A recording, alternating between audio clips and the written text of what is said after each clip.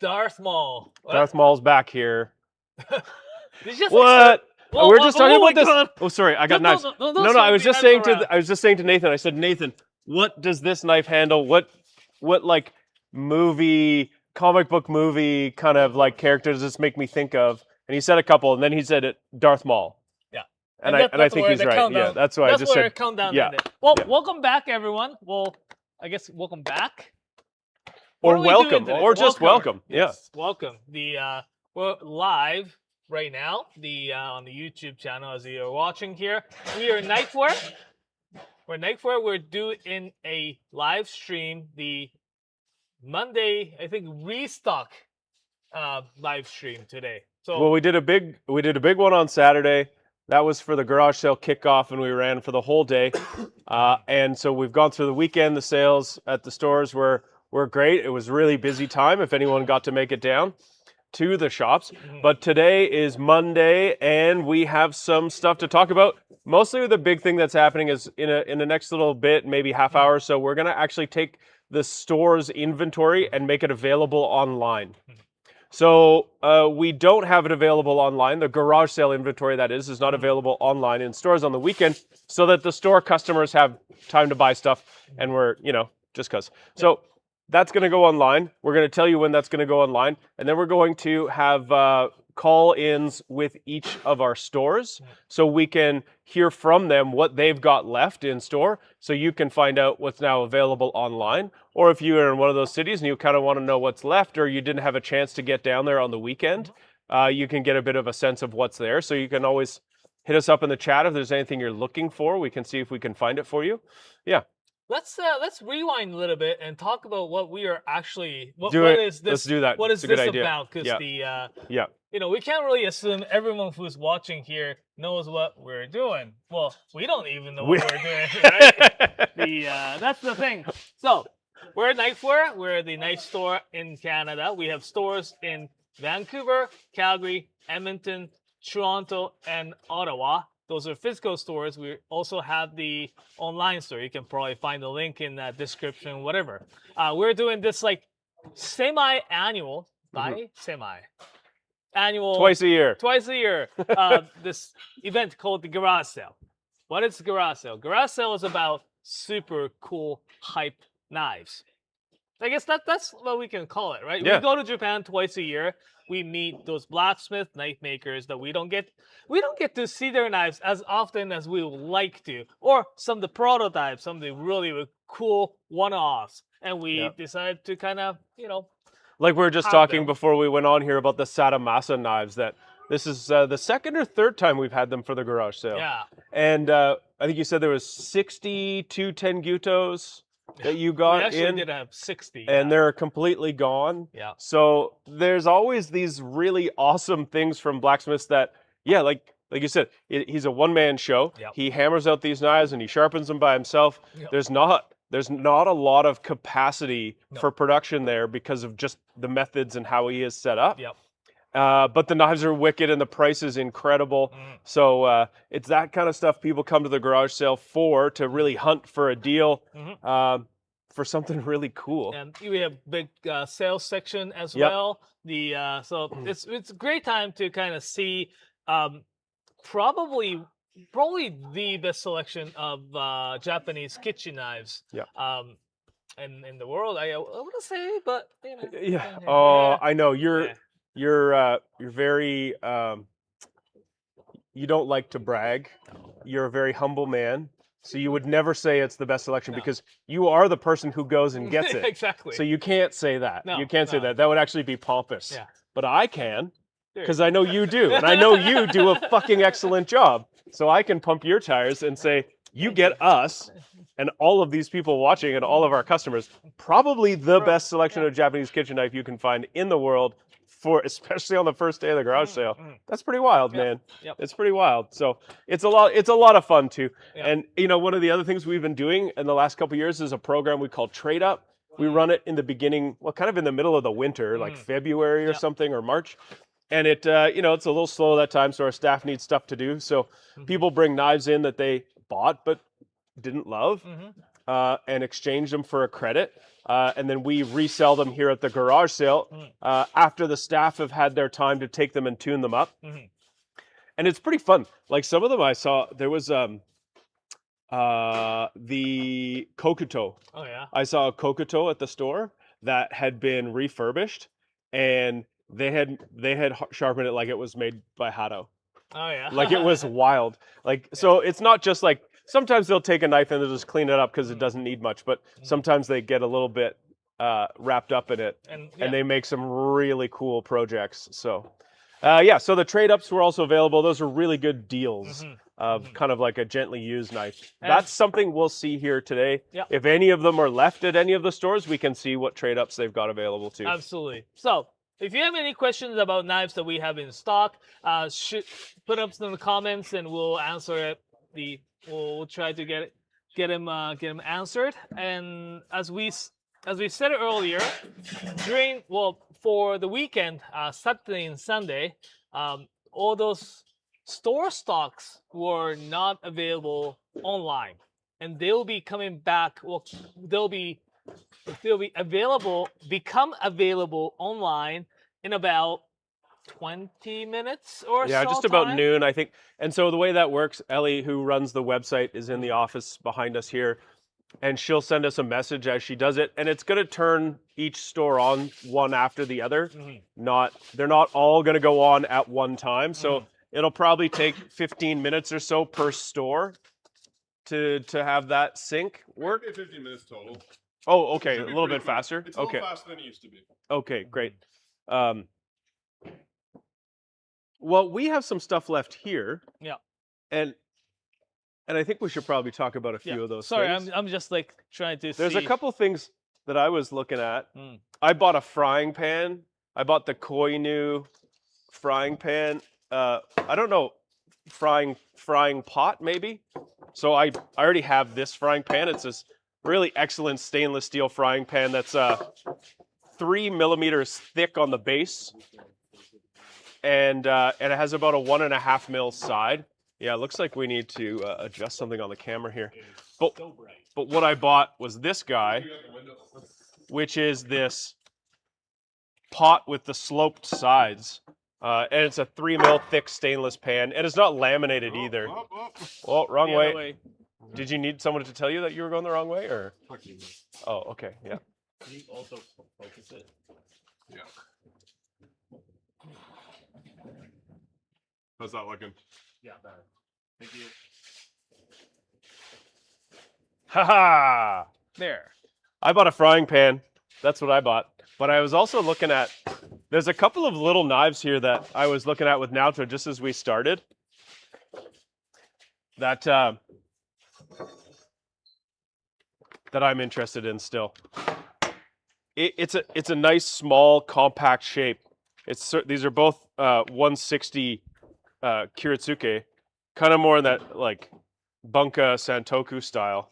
This one has a super straight edge, but they're both very light and thin. They're not very tall. Although I think the Grand Chef is the one that might be winning for me. Its balance is a little bit nicer, especially for the, like I gotta kind of get up on top of the blade here for that balance point. But just that like full curvy texture or curvy profile, I think, like I just want to do really fine dicing of something.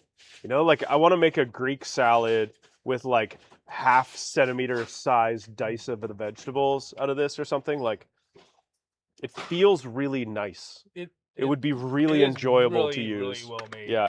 It's the Sake Takeyuki Grand Chef. It's a series that's a Swedish stainless steel. We've had it for a bit now. It's a really cool looking knife with a solid pakkawood handle. It's got the bit of the steel pummel or whatever we'd call that. And it's like a sort of octagonal handle, but it's really nice fit and finish. So I think if you're looking for a knife that's going to do really finessed kind of work, this would be excellent. Yeah, it's like really, they made the knife look really cool with the this wave Damascus pattern, but it's over the top. But I mean, like I like the finish, but it sometimes feels like, oh, they must have put it because the knife needs another like selling point. Mm-hmm. To me, that knife itself, the performance with the steel and how it feels, is the biggest selling point, right? They didn't need they really didn't need to put the weird Damascus pattern. No, No, but it looks cool. It I looks know, like and I like it. I like it, but what I want people to understand is that they put it not because they needed another feature. yeah. It looks like I mean, it does look like waves. It also looks like a really cool like sumonagashi. Yeah. This is a really cool knife though. It's from the Tsunehisa series. This one is the Shiro Ichi. The Gyuto in this is really nice too, but it's a white carbon #1 core steel with stainless steel cladding, so you get that really wicked carbon steel edge.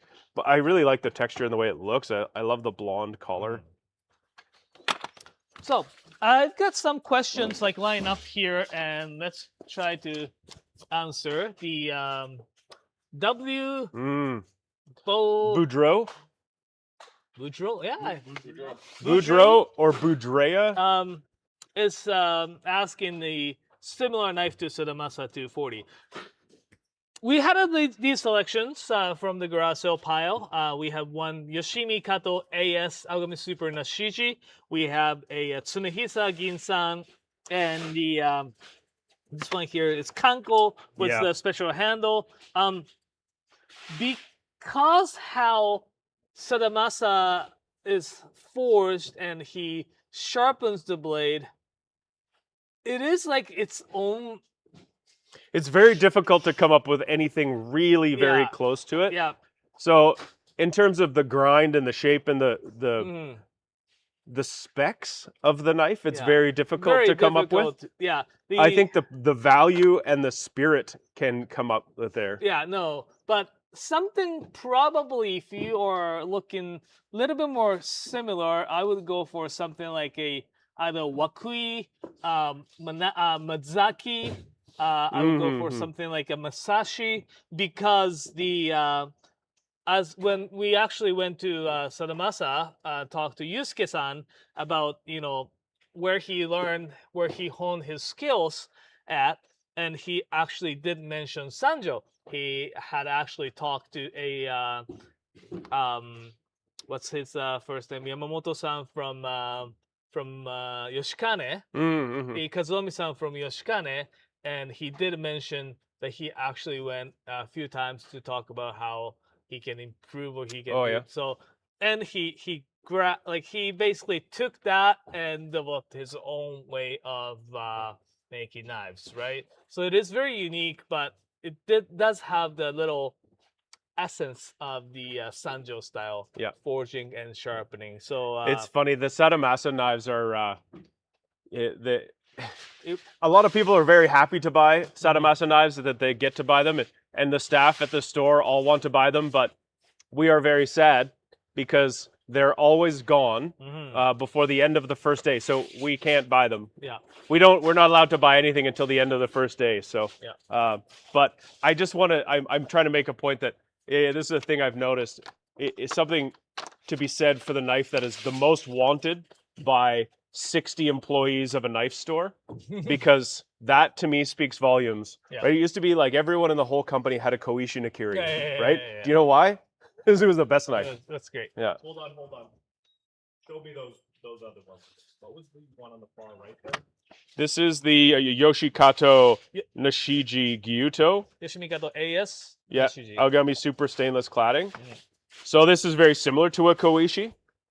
Yeah. And this is the Niju Shichi. Tsunehisa Ginsan. Is that 27? Yeah.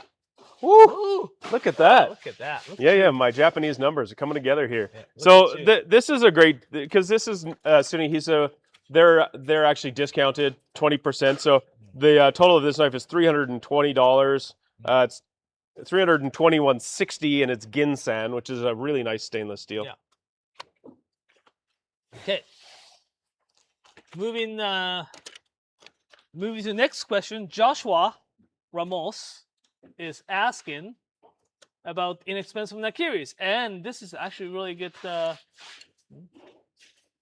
That's this Inglewood pizza. We actually have a really good nakiri selection still. One of my favorite actually is this one on the right. Tsunehisa, I think Yonju almost. The SLD nakiri. This one here is really well priced. $160 regular and 20% off is $128. Surprising, like I was actually blown away when we got this knife in. I was blown away for the fact that's like really well made. The like oftentimes you have the knife with the European style handle. This doesn't have this metal bolster, or we call it kuchigane, this part here, and they do it to save a little bit of cost. So I'm like, it's probably one of those knives. This knife, yes, it doesn't have that little metal bolster part, but the blade is so well made. I love how tall that blade is and how thin the blade.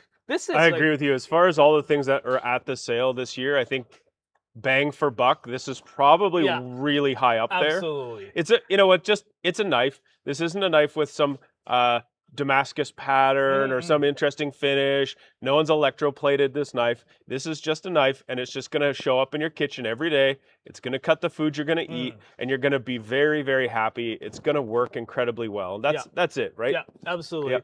Yeah. We do have the other selections like this. This is also really carbon steel. If you don't mind using the carbon steel, really good carbon steel, like white number 1 carbon steel, this one is also a really great deal. Tosa Tsukasa, the Tsukasa is the first name of this blacksmith. I think his last name was first last name or family name was Kajiwara. Couldn't remember. There are a lot of Kajiwaras in the blacksmithing industry in that area, so they just call it Tsukasa. Really well made, hand forged, the white number 1 carbon steel nakiri for only $150. What neighborhood was this again? It's in the Tosa or Tosa, the Kochi prefecture. I was looking at, there's a Santoku. It looks almost like a Miroshi shape. Yeah. It's the same blacksmith. Same blacksmith. Yeah. I was looking at that at the shop on Saturday, and I was like, is this Tosa? Because it looks kind of like a Tosa, but it actually looks like just a little bit more refined, like just a little bit nicer. Yeah, exactly. So this one here is such a great deal, a carbon steel knife. Also, we have this a Gihei, blue number 2 with stainless clad. So compared to the Tosa Tsukasa knife, it's a bit of upgrade in terms of the maintenance. Just the shiny part along the edge is a exposed carbon steel. You keep it dry, that part, and you'd be good to go. This one here is $235. Gihei-san actually makes a really good blade, super thick spine here, and tapers it down very nicely. He's actually really good, especially when we went to watch his sharpening. It was like really interesting the way he was making hamaguri. Anyways. Oh yeah, this is the one that I was talking about. This exactly. It says it's a Santoku. No, it says Gyuto 150. Yeah, what up? Oh, we just Can you guys go over the dimensions of the Tosa, please? Tosa Nakiri there.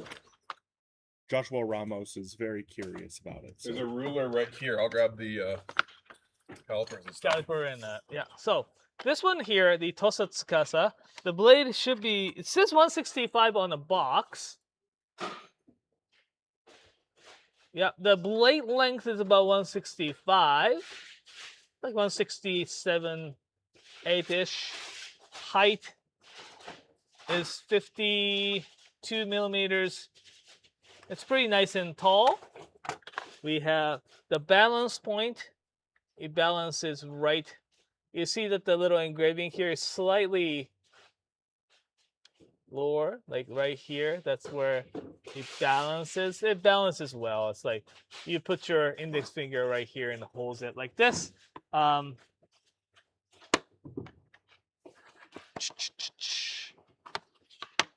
And spine thickness just above the heel there is about 3. This is a really nice knife. 3.14, and it tapers it all the way down to the tip. It's wow, that's crazy. 1.6, so it tapers down to the half. It's like really nicely. It's and I love how thin behind the edge here is. It is like not as tall beveled like the other Sakai knife makers, but still it's got nice slight taper. There's a good chance I'm going to buy this little Chris, 150 Guto. Yes. Ellie is going to start receiving the store inventory onto the website. Oh, So it'll start going onto the website now. So if there's a knife you're looking for, hop online. It'll be a little chaotic because they're all kind of individual transfers, so they'll be received one at a time, and there's 24 of them. So over the next kind of 20 or so minutes, you'll see a bunch of knives going back online. Make sure they arrive. Yeah. okay, awesome. All right, that's exciting. We have lots of exciting news. It's gonna, you probably will start to see the those inventory number comes back up, and now out of stock online. It's gonna be like back up. Will people be getting emails for back in stock stuff? I would hope so. Yeah, so that should have worked, right? Yeah, I would hope so. Yeah, anytime something goes out of stock on our website, it'll show up with a thing that says notify me when it comes back, and you can insert your email address. So that should send you an automatically generated email. Yes. It does do, I believe, a limited number at a time, so it doesn't. For example, if we get one knife and 100 people are waiting for it, it doesn't send it to 100 people right away. Yeah, it goes in order. So. Alrighty. So we have KLI Heiser, KL dot Heiser Yeah, is asking about was here on Saturday. Yes, asking question about the battleship. Well, the Kotetsu, I guess profile comparing between battleship and this new Chromax line. We not sure if we actually have the 210 of the Chromax in stock. I can go double check. I'll go look. Yeah, but the yes. So for those of you who don't really know anything about the Kotetsu knives is this knife brand. I guess started out by the friend of ours, the Shibata-san, and he basically put his ideal knife shape, grind, and edge into this knife brand, Kotetsu. Like fit and finish, how thin that edge is, the finish, not only the fit and finish, but the what type of grind, what type of I guess finish he does and everything. But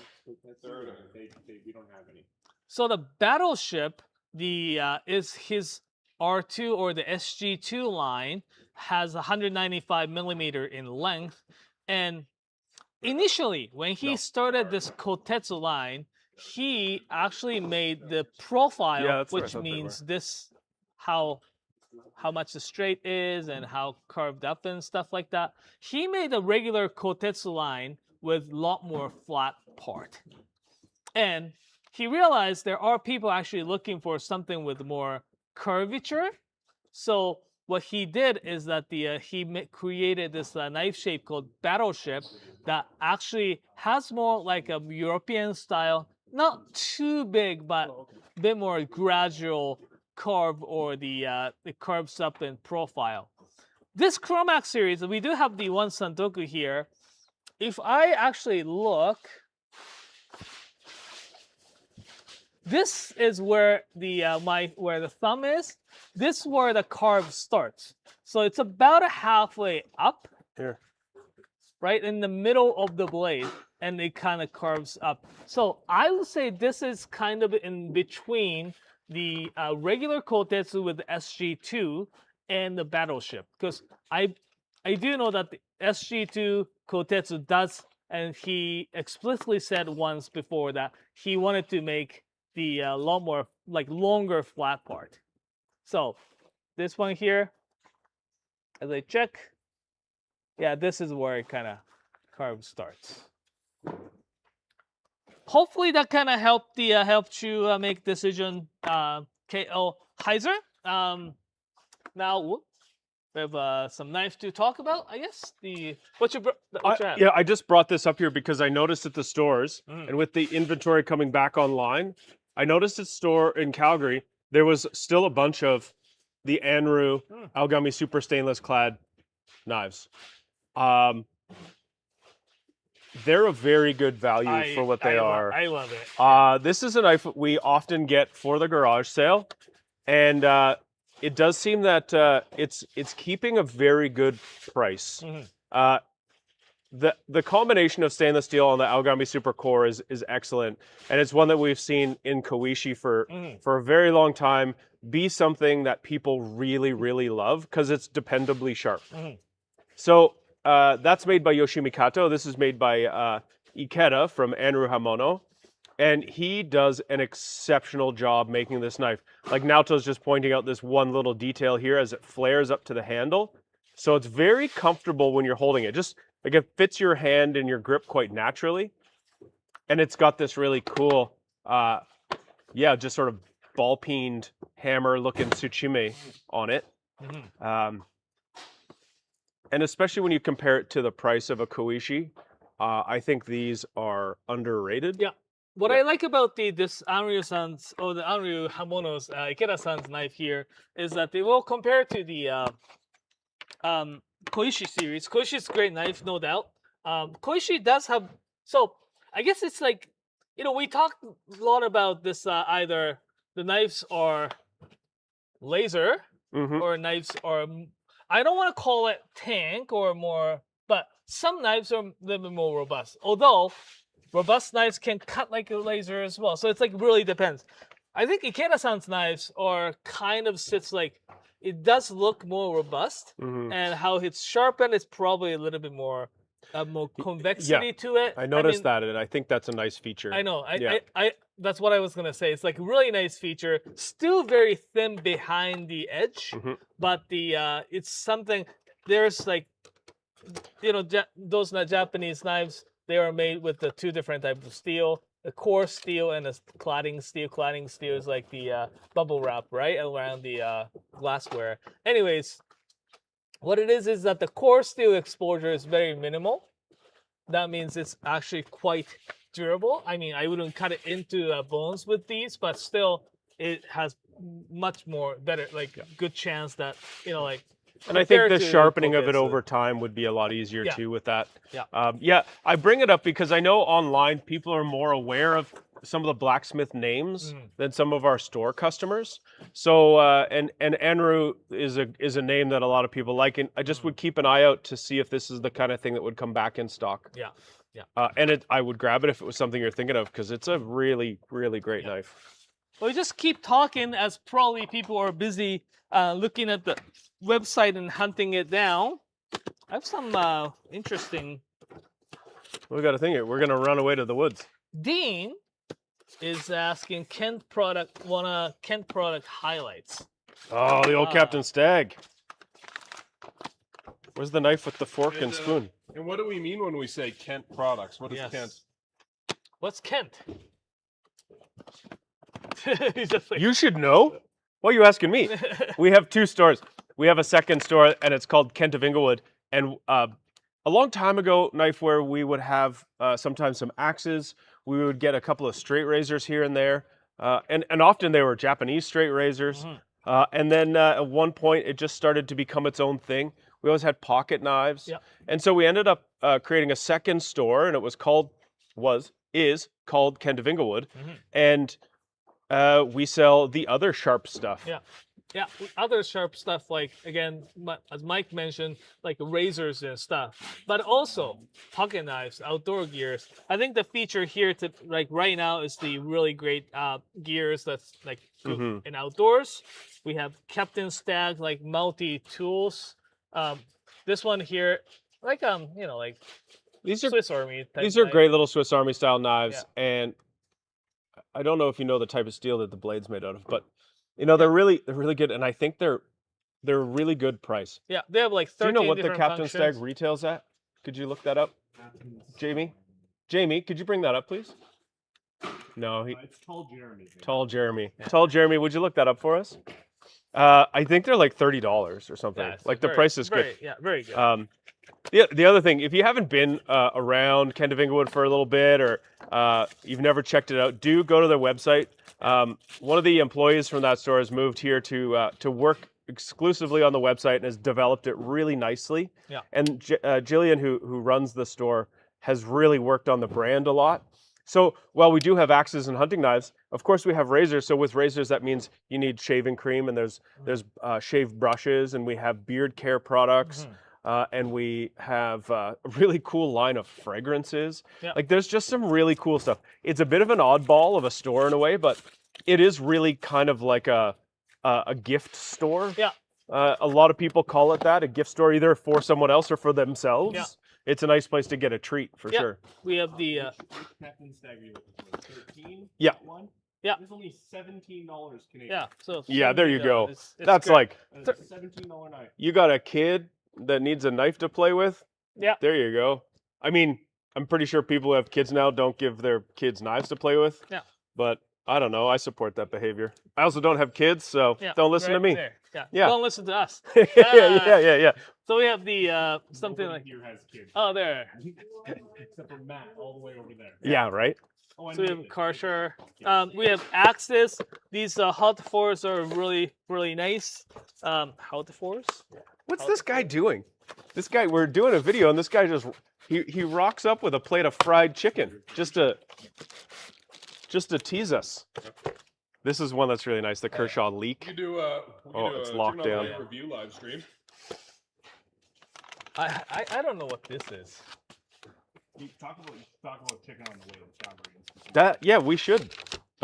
Chicken on the way. We should open this axe. I Yeah. don't know what's here. I don't know how I'm gonna actually put it Was back. this? Well, we have conveniently a roll of that paper. Yeah. Chicken on the way, everybody. Chicken on the way. It's not chicken on the run. Yeah, when I said the chicken's here, that meant the chicken's here. Yeah. Or chicken by the way. Chicken on. Chicken on the way. Yeah. This is our garage sale tradition. Two on the way. The that we order fried chicken on the Monday of the garage sale. Monday or next day, I can remember. Yep. But the That's the day 2. day 2 of the garage sale, and we like this local. Well, it's also a Christmas tradition. Oh, yeah, except yeah. for this year, I was sad. We always have fried chicken after the day after our Christmas party because of obvious reasons. And but this year our Christmas party was on Friday, and so those of us that work in the warehouse, we were off on the Saturday, and I actually was messaging Nathan. I'm like, oh, I'm so sad. I'm not eating chicken on the way this morning. If only there was one near you. Yeah, right? If there wasn't one a block from my house. Okay, so this is one of the great things. I'm gonna actually ask Jacob to look this up for us too. This is the Branton Cochrane axe, not the Dirigo belt axe, but the other one. So yeah, this is a very cool item. This is hand forged in Maine. We like these people a lot. They're the good ilk of that place. But look at the beautiful details. So it's a hickory handle, but they've put in a walnut wedge, and on the bottom of it here, That's the Allagash Cruiser. the Allagash Cruiser. Yeah, It's $471 Canadian. yeah. That's a great price. So when they made this one, I believe that number is the year. And then the letter here, that's not a 7, that's actually an L, but I'll hit the camera. So that is the person who would have forged it, their initial. And then on the butt end of the handle here, we've got a J. So that's the initial of the person who made the haft. And this is an old sort of style of a Maine forester's axe. And they have kind of revived this. And you know what they're doing? They have not reinvented absolutely anything on this, but what they have done is just done a very, very good job. You know, they've taken their time to do it right, and this is one hell of an axe. I think it's a 2.5 pound. So that is the kind of stuff we have at Kent of Inglewood. Some of the stuff comes and goes. We have lots of axes from Hulta Fours all the time. We have some really cool Japanese gardening tools, both at Knifewear and Kent of Inglewood. And you'll see at Knifewear we've introduced more pocket knives onto the website as well and into our stores. And those are kind of the crossover from Kent of Inglewood. So, yeah. All right, awesome. Thank you. That'll just need to get rewrapped somewhere. Alrighty, we have a question from yeah. inside. Thanks for the reminder, Yeah. Dean. Did Kevin call you? We have the question from the inside Inside Char's Kitchen. Char's Kitchen. They write the words of the knife in really big letters, clearly, but then they seem to write people's YouTube handles there are a lot of in microfiche. It's hard, but the so We're old, dude. Do you see our glasses? No. We can't. We need like... Yeah, you guys should wear your glasses for the live stream. You both have them. That's true. We're both refusing to age, Nathan, so... yes. So shut up. Now Joe's refusing to. You look your age. I'm going to come across this table in a second. I got more sharp stuff on my side than you do. Yeah, while I'm talking. Awesome. So he wants to see a Makoto Kodama Santoku, which we unfortunately couldn't find in our stockpile. We do have this Makoto Kaen that I can. It's hot. And I can kind of explain the difference and the.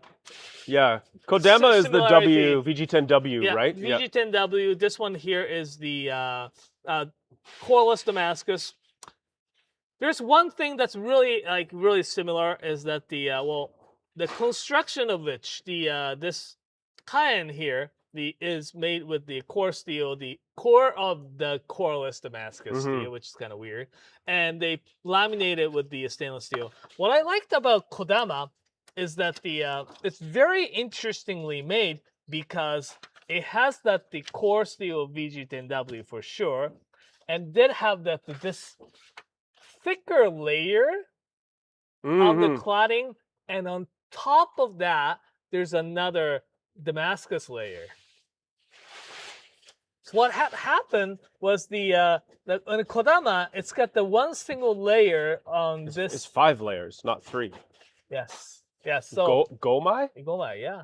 Oh. So it's got a VG10W in the core, cladding on the regular single piece of cladding on the one outside. Then they put the another stainless Damascus on the outside. So it looked really, really cool.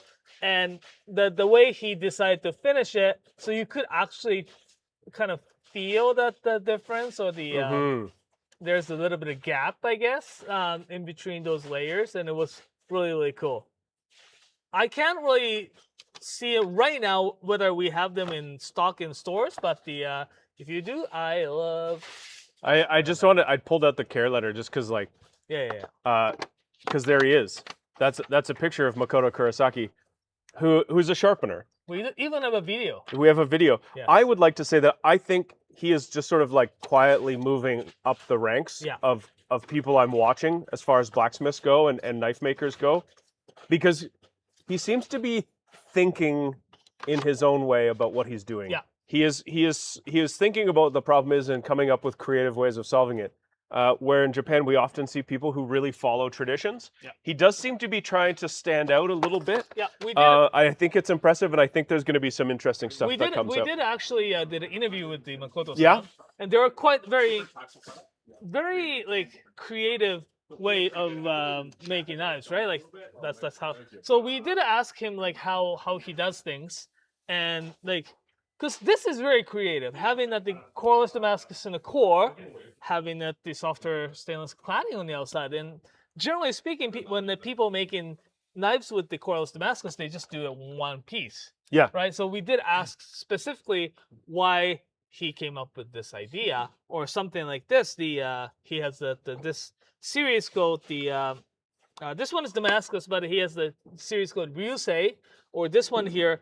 He uses the steel called the VG7. Like a lot of people use VG10, VG10W. Well, he uses the VG10W, but he seems like he, thought about what type of steel that he wants to use. He wants the customers, he wants the end users to use, and he was saying, yeah, VG7 was actually really, really good steel. So his VG7 steel he has this the new not a Kaien series but he has the series Samidorizuki is a Strix, right? Mm-hmm, So yeah, he came up with a lot of like ideas and realizing it by like creating the product, and it's like really incredible, and we did actually it's very cool. Yeah. And I love like when we first started to see some of these knives that were clad coreless Damascus steel, we were like, what are these guys doing? But he actually is not. He looked at that and he found a problem by doing something, and then he's fixed it. So it's cool that way. Just to answer something you said a minute ago, we have 2 of the Kodama Santoku left online, one in Calgary, one in Vancouver. Awesome. All of the in-store inventory is now on the website. We saw some people celebrating in chat. I think a couple people managed to snag a Satomasa knife. So congratulations for that. What's there? There must have been a couple hiding. Oh. Yeah, so if you're looking for something different, Ellie said there was, I think, like 150 or 200 unique products that were added to the website. Oh, wow. That were, maybe available in store on day one that are now available online. Right. Okay. Right. Yeah. 150. 150 to 200 in like types of product. That's great. That's so good. That's So good. there's so a lot good. more selection on the website now. So take a look. It's a that sounds very much like a solid refresh. It's a real restock, not a lame one. yeah. And if Cool, you have thank you. questions about any of those knives, even if we don't have them here, we'll be able to answer because we try to know all the products. Like, Well, and some of the folks watching are fans. We see you around. We appreciate you folks coming to watch us and hang out with us. But Naoto is going to be going back to Japan in the fall. I don't know if Jacob's going or not. But they often go with the camera and they make these awesome videos, like you can see here. That looks good. That's Makoto Kurosaki Good shot. checking out to see if the knife is straight or not. So why don't you think about what you would ever want to see in a video or what you'd want to know from these folks, and you can email us, right, or put it in the chat right now. Yeah, now, because and who is checking all the comments? Yeah, Jacob's the one who's reading them. So tell Jacob what to do. Someone's gotta. I try, but it doesn't work. Speaking of knives that we may not have in stock here in the warehouse, we will be calling in with all of our stores this afternoon. So Twig from Vancouver is joining us, Robbie from Vancouver is joining us in about sick. 10 minutes. That's Toronto.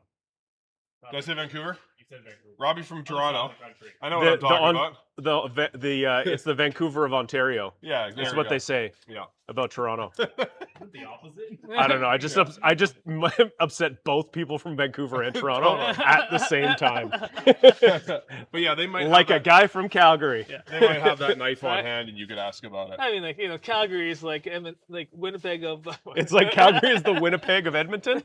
I don't know. That was gonna do. Yeah. Anyways, alrighty. So, got the it's going probably a few more minutes.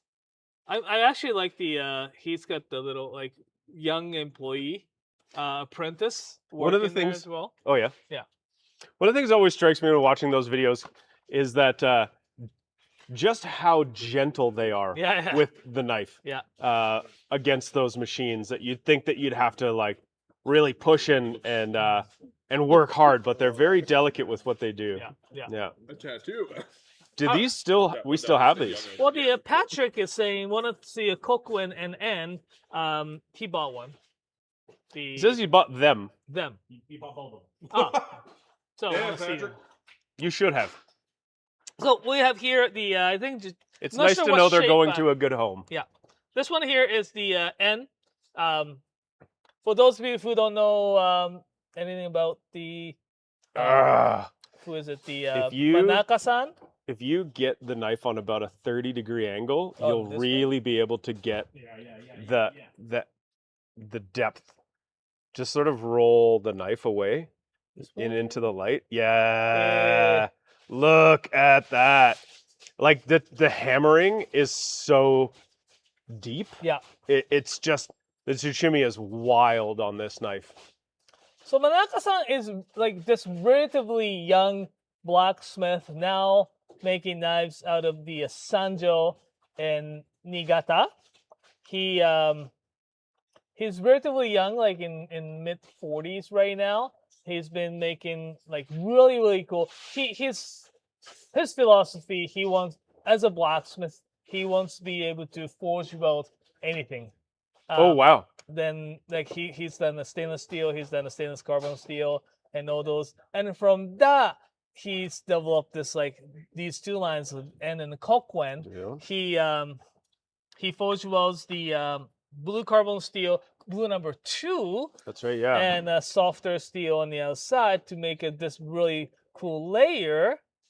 Then he puts that the look of this knife I just think is so incredible. It's astounding. It's so unique. Kokwen is this whole polished blade.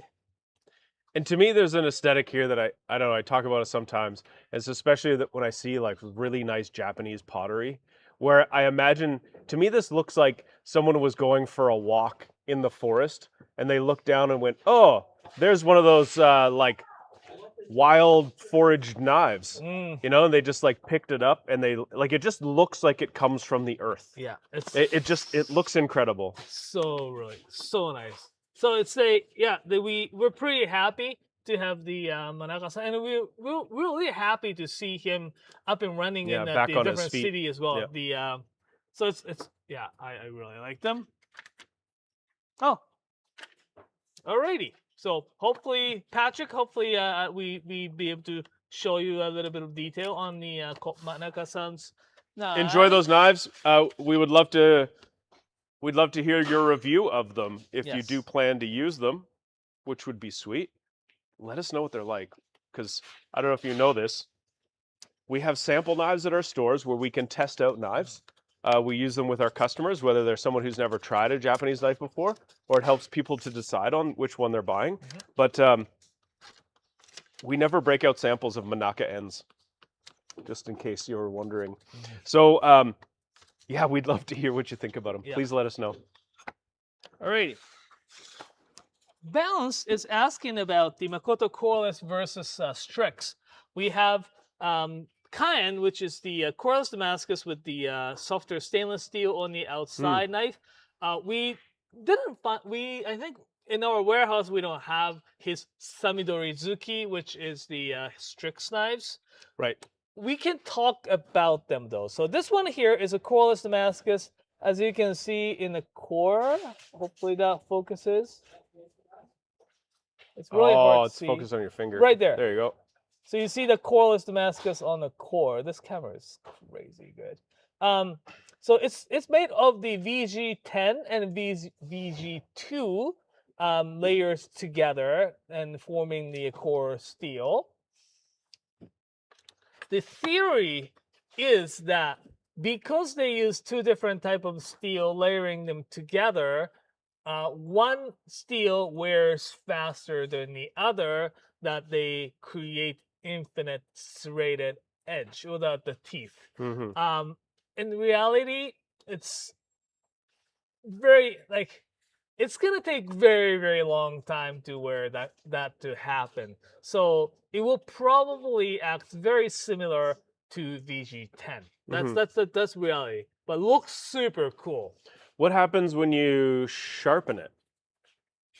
You sharpen them in the regular way, and it does probably have a little bit more toothiness, maybe. Would those two steels react differently as they sharpen? It's not that significant. It can, but it shouldn't be that big of the difference. But especially when you're finishing it up at the 3,000, 4,000 grit. Right. It would just sort of mute the difference between the two of them. Anyway, very cool. Very cool. Samidori-zuki is very similarly finished in terms of the how the bevels grind and how thick the edge is. So definitely Strix is going to keep its edge slightly longer. It's got a little bit of advantage that way because it's harder steel. So I mean, out of box sharpness, very similar. I like this cool function, like being able to see the coreless here on the edge is really cool. If you're looking for pure performance, I'll go for Samidori. I couldn't find another knife, but I found this That's because this Strix. one's got Strix. Yes. This So if you're talking about it, you might as well be holding something. Yeah. So yeah, Strix knives. This one here is a Masashi Sans Strix Kiritsuke Gyuto. This one's really beautiful piece. So like, in terms of like performance, edge retention, go for Strix, the Samidori-zuki.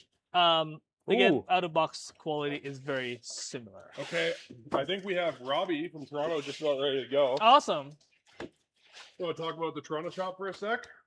So yeah, the Toronto store, we have a store in Toronto. They are on the Bloor. Bloor. They're in a neighborhood called the Annex between the Bathurst and Bloor train line stations.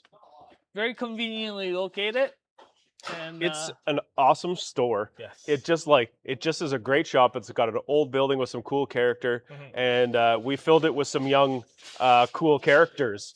There's like some really funky people. Maddie, who's one of the Maddie and Robbie were both there. Maddie, Robbie, Twig, Kume, Brian, like they were all there. Kume came a couple months later, but they were basically all the same staff have been there since we opened.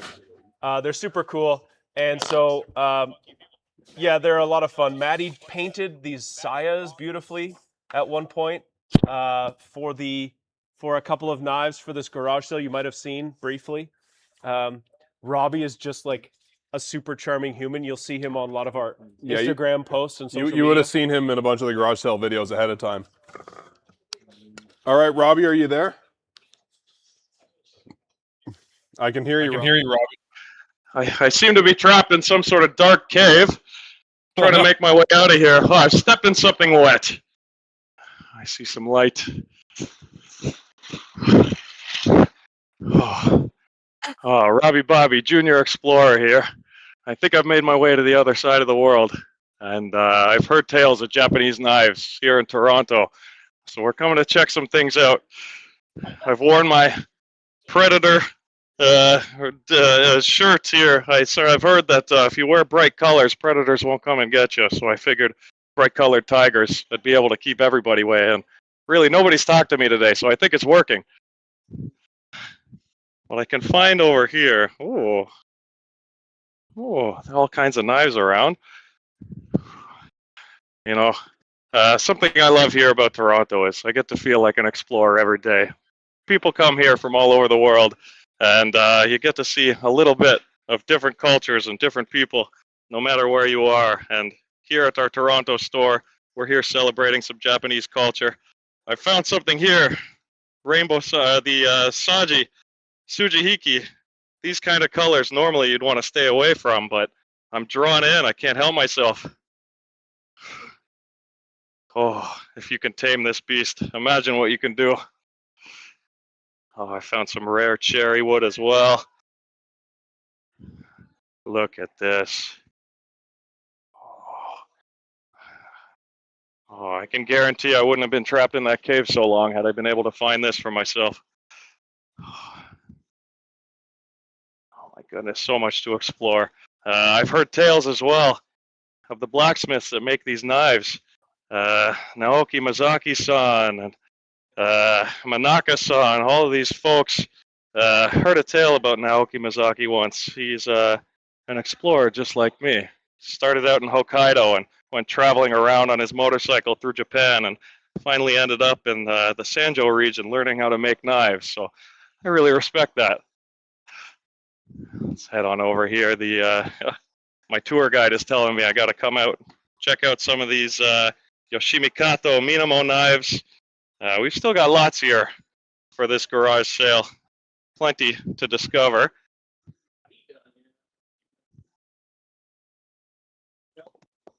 All right, Robbie, what's your favorite knife of the garage sale? My favorite knife of the garage sale? I mean, it's gone out the door already, I think. I won't be able to show you, but yeah, mine too. There was a Makoto Kurosaki knife. Looked like a mallard duck, so it really drew me in. Beautiful green collar on it, and it was using a new steel. I've heard a legend of this SPG Strix coming around, and we're starting to see sightings of it here.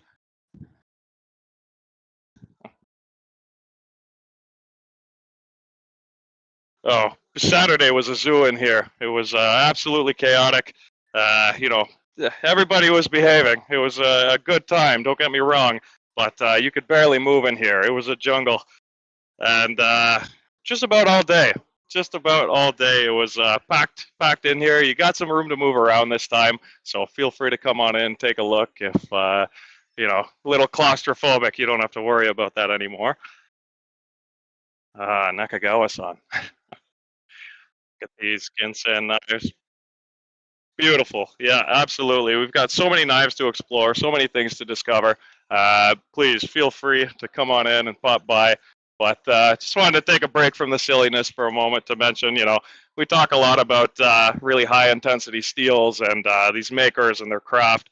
But at the end of the day, it's just people doing really cool things, dedicating their lives to making tools that you guys are going to enjoy for decades and decades to come. So don't be intimidated by it. Don't be scared of all the information that's there.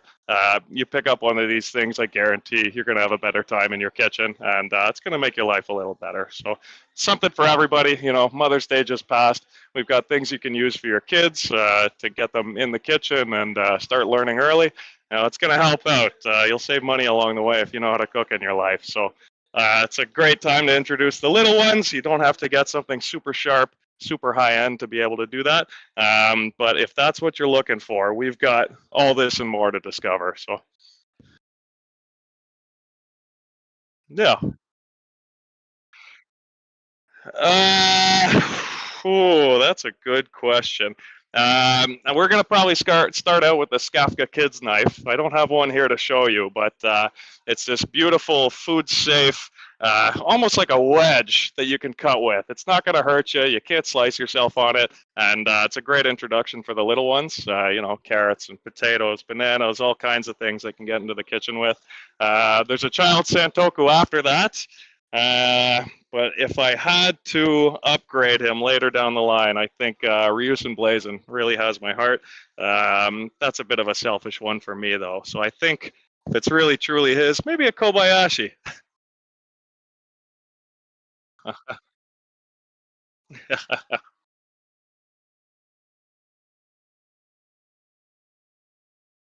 Oh, yeah, exactly. And they say sharp knives are safer, so I think I might as well go for the best of the best for him.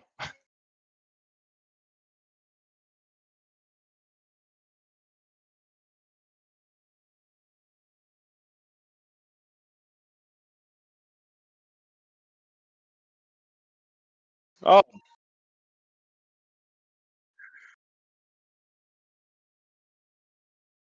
that's beautiful. I love that, and you know, it's a great time to come on in and save some money while you're trying to get your kit sorted out and get the whole family involved.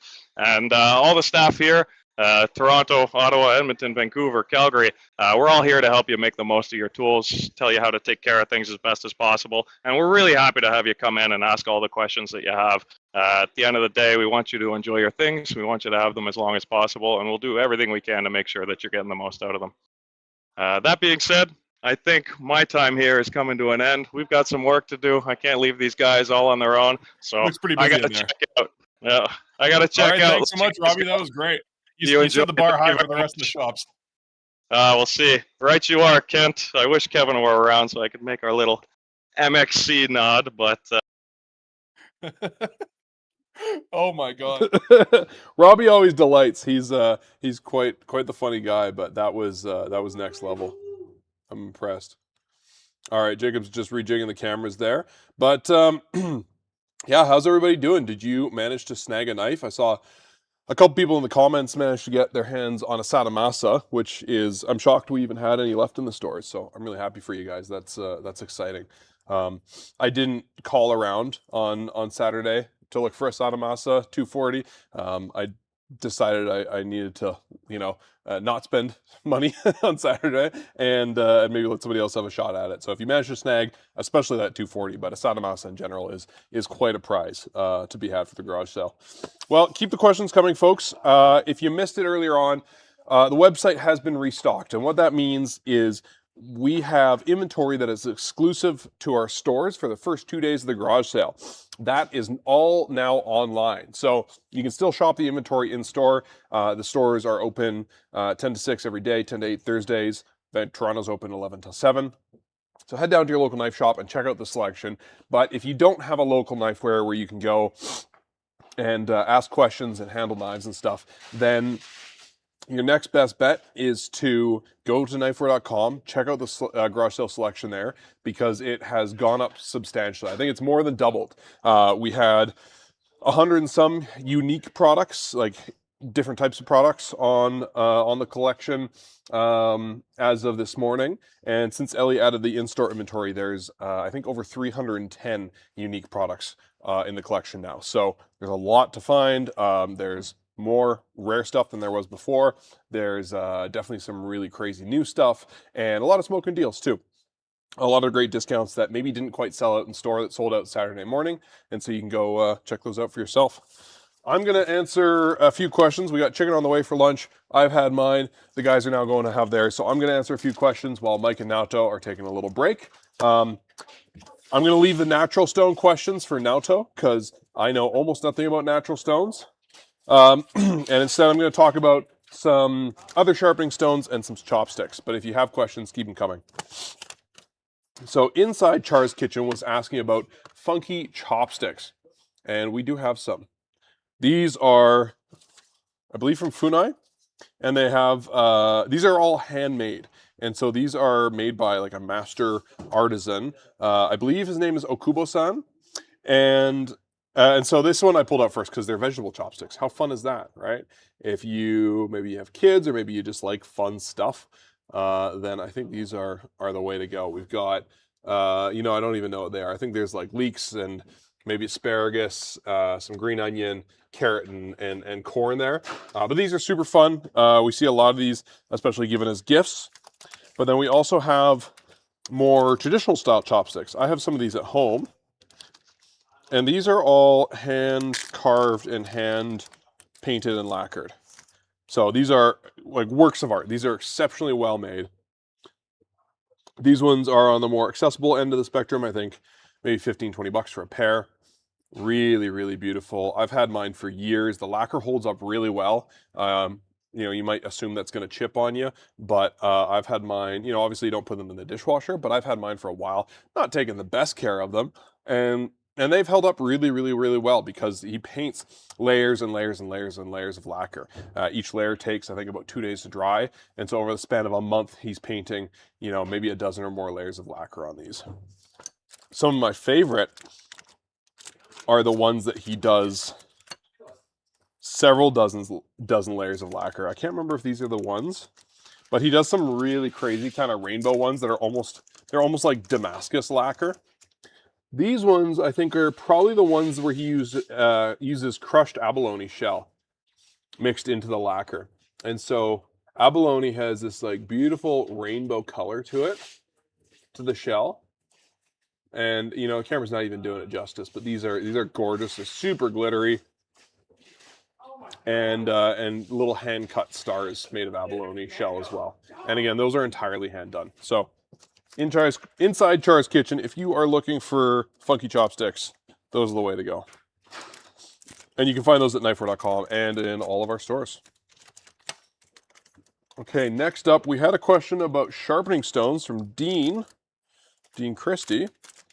Dean, thanks for tuning in again. I think you were hanging out pretty much all day Saturday. We really appreciate you being around and not only asking questions, but helping other people shop, from what I heard. Dean is one of our superstar customers out in Victoria. I just doxed him. Yeah. There's only one house in Victoria, so he's got to live in that one. These are not part of it. So, yeah, these are... Dean was asking about the Lobster Stone 1500 grit, which we had on Saturday. We don't have any left. They went really quick because they were a smoking deal. They were a 1500 grit whetstone for, I want to say like 20 bucks or something crazy like that. So He's asking how they would fit in the Knifewear lineup of sharpening stones. So we have our own line of stones. They're made for us by Nanawa. They're really, really high quality stones. We kind of selected the specifications ourselves. We wanted stones that were very high quality, but accessible. So they started around, I think $42 ish for the 220 grit. It's a pretty thick 220 grit stone. So that, you know, home sharpening is going to last you years and years. All the way up to 1,000, 4,000, and 8,000 grit. The 8,000 grit will last longer than you do. I know a chef, you probably know him too, Jacob, Michael Allemeyer here in Calgary. He's an instructor at SAIT. He worked in a lot of high-end restaurants in Calgary over the years and across the world. Ran a winery in BC for a while. Oh, now he's back. He's chickened up. So Allemeyer bought this same kind of like brand of 8,000 grit. Similar stone made by Nanawa in the 80s from Lee Valley. And he showed me the one that he's been using since the 80s. And it is 30% gone maybe. And that's to sharpen his own knives as a professional chef and instructor. He said he sharpens most of his knives about once a month. And so this stone will outlast you unless you maybe are a professional sharpener. Anyways, how does the 1500 lobster stone fit in with these? I would say, you know, you could use it in addition to these. 1500 grit compared to 1000, you know, you might prefer it if you're doing like a really quick touch up on a knife. You know, you don't want to go all the way down to 220 grit because your knife's still pretty sharp. Maybe even 1000 feels a bit rough for you. You could go to 1500, maybe finish on 4000. I really like 1500 for just calling it a day. I go up to 4 and 8,000 grit for some of my more precision knives, but my daily drivers, I'm finishing around 1500 grit because I like that toothy edge. I don't like a super fine edge. I'm heavy-handed. I want it to bite into food. And so that 1500 would be a great little accessory, maybe to take your non-Japanese knives above and beyond, or just to sharpen pocket knives to give them a really smooth edge.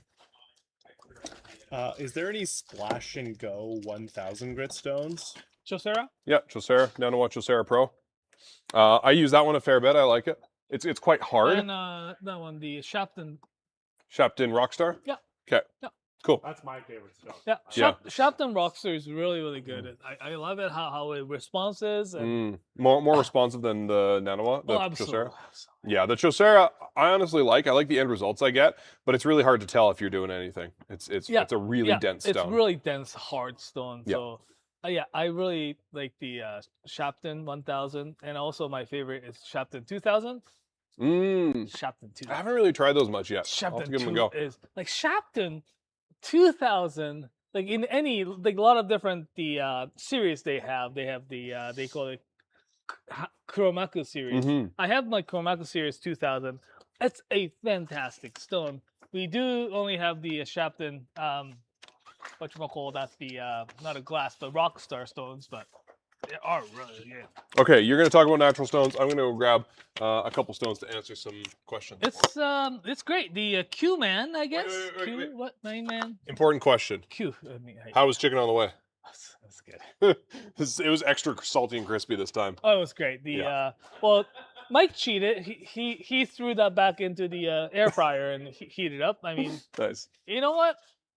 As it came out, it's a fantastic. It was pretty good out of the box. Yeah, out of box is fantastic. It's great. you know, when you get it delivered, it steams in the box a little bit, and the crisp isn't quite as much. But No, it's pretty good. that's perfect. The pieces I got were like pretty hard still. You know, that's perfect. That's how the chicken on the way should be. It's the way God intended. Yeah, exactly.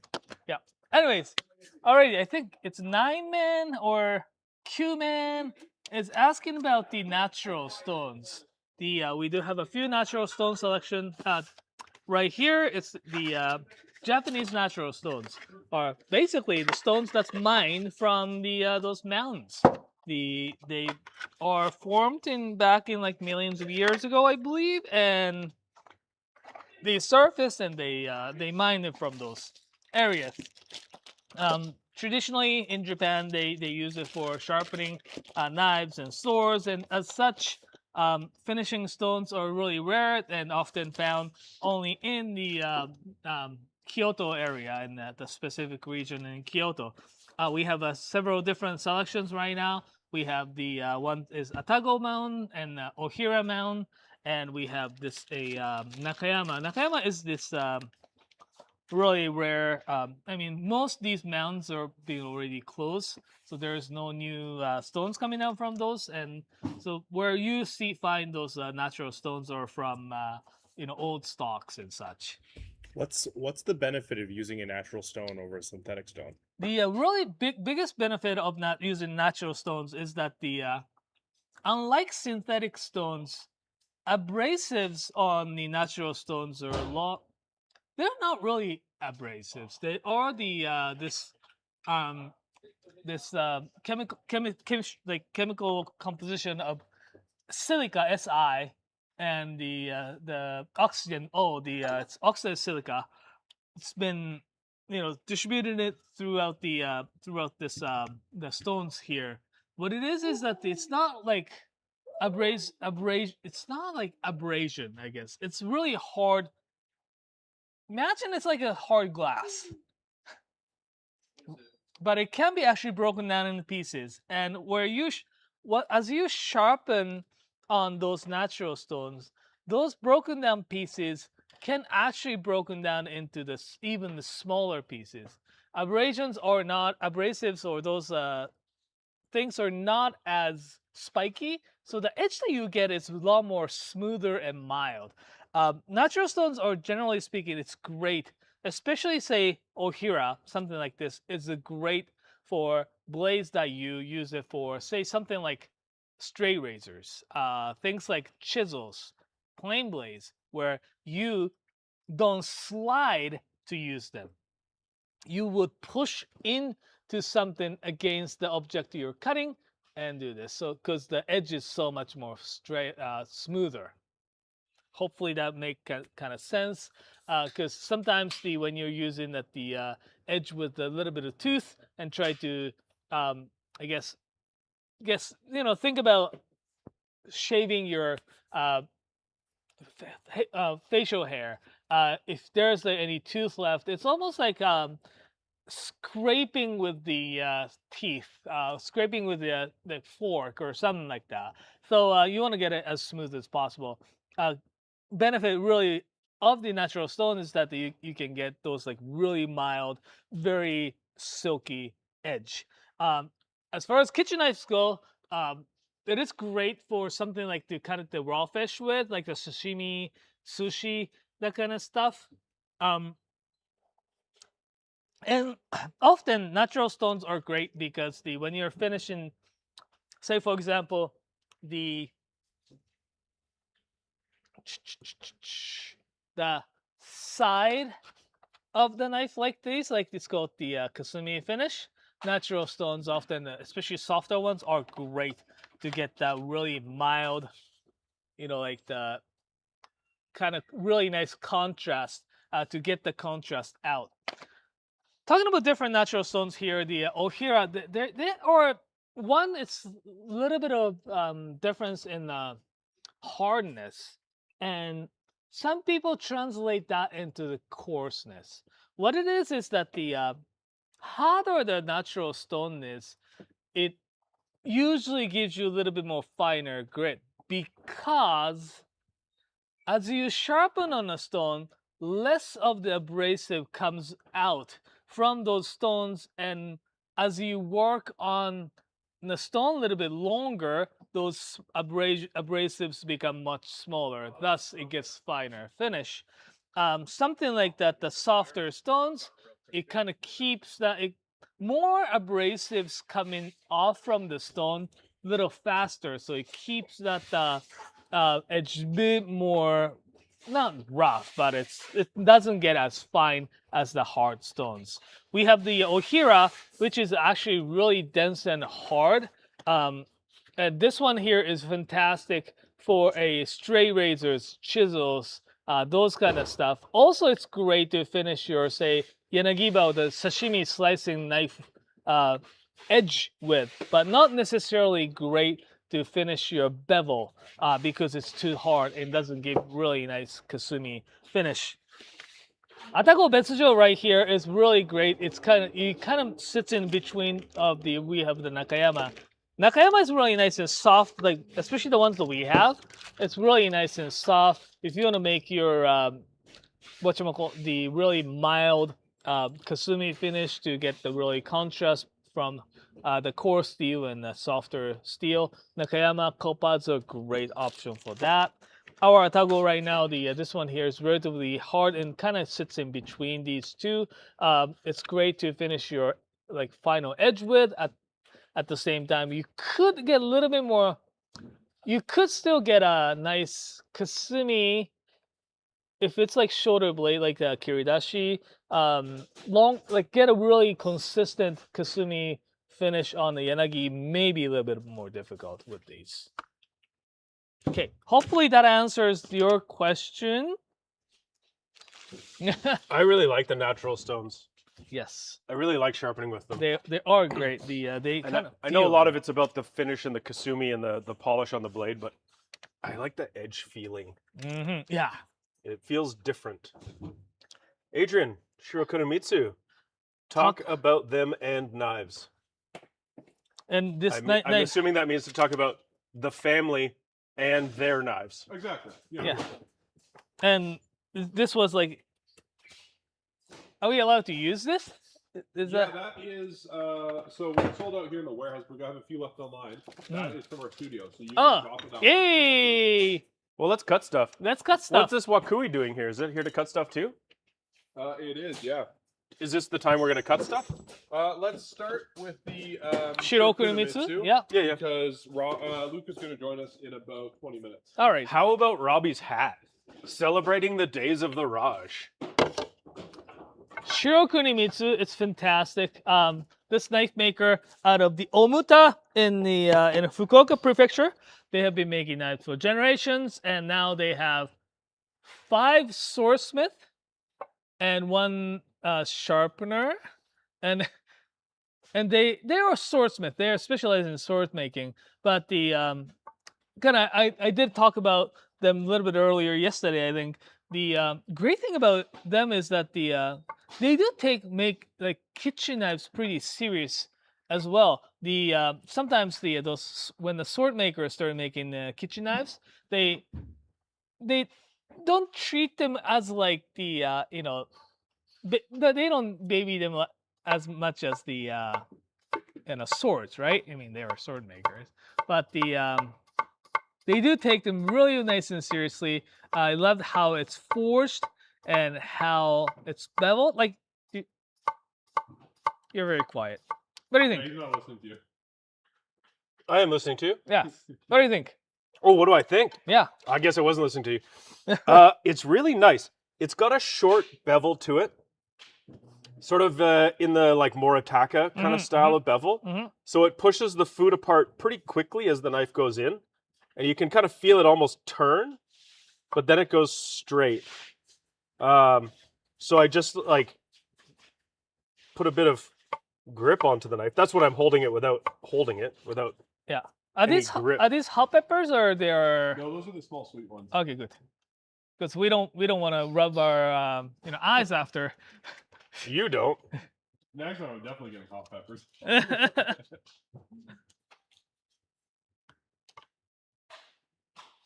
You should have a couple bowls over there. Do you want to grab one? Yeah. Oh. This edge is very toothy.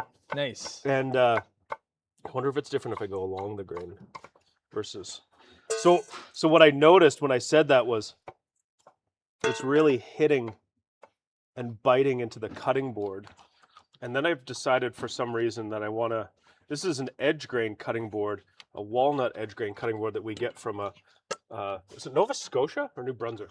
I think it's New Brunswick. New Brunswick from it's a really great company, and they've been doing some custom work for us in a way that we've got them to put the rubber feet on it so it doesn't slide around, and then they've beveled the edges of the board. You want to lift it up and show us? Yeah.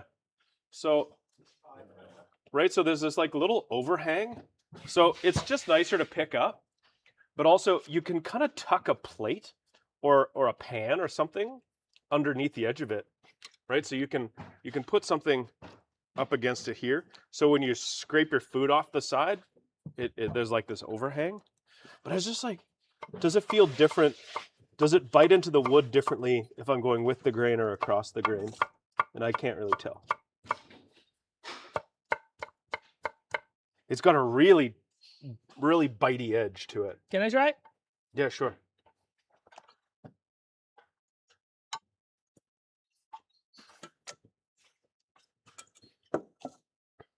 Oh yeah. Nice. It's actually really nice. Can you come towards the camera a bit now, Tom? This way. You can't see very well. Yeah, there we go. Beauty. I'm really interested to try it on a potato Yeah. to see the thickness, because that short bevel just, how do I describe it? It pushes the food apart quickly, more quickly than if it's a long, narrow bevel that's tall. So there's a less gradual, feeling. But I often find that you do get really nice food release with that kind of a blade because it sort of shoves it off the side. Yeah. Oh, that's nice. Yeah. I mean, I've cut one or two things, before. Don't sell yourself short. You're great. Yeah, when we had those takoyaki on Monday, Jacob said those were the best takoyaki he's ever had, including the ones he ate in Japan.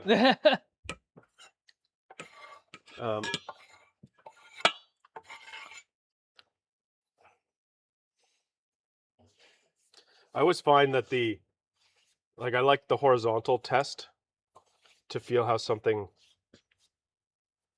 see that. This is a trick I've learned when trying to cut something horizontally. If you put your thumb on the blade, it'll often, as you slide the knife, it'll push the knife down.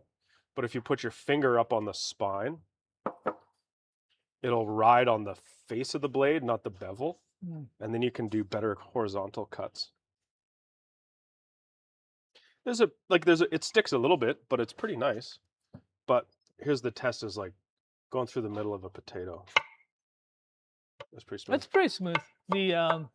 It's not like super like thin laser. It's really comfortable though. Yeah. Like I feel that like the weight itself is really nicely weighted.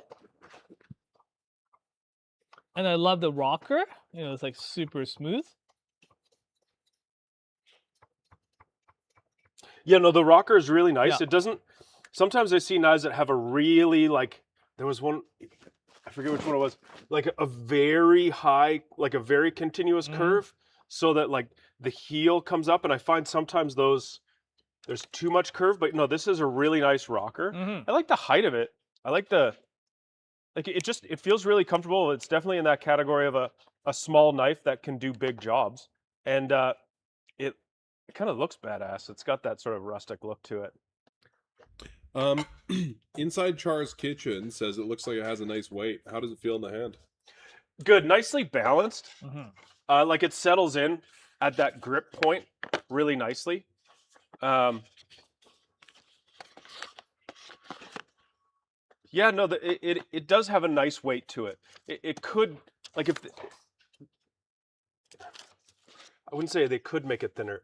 If it was, there are knives like this that are thinner. So I guess I'm trying to say is it's a little bit on the thicker side, but not so much. No, it feels good. Yeah, like it's got enough weight that if you're going to stand and chop a bunch of stuff, that you could use the weight of the knife to do some of that work for you. Yeah. Well, that was fun. Cutting stuff is fun. Yeah, I know, right? Carbon steel, wipe it dry. And it's also cool because, like, it'd be fun to buy a sword, but what are you going to do with it? Look at it? Not going to make dinner out of a sword. But this, you got a guy who makes swords, making a kitchen knife. You get to use that. I think that's way more fun. What else do we got? Tell me to show what chicken on the way looks like. There you go.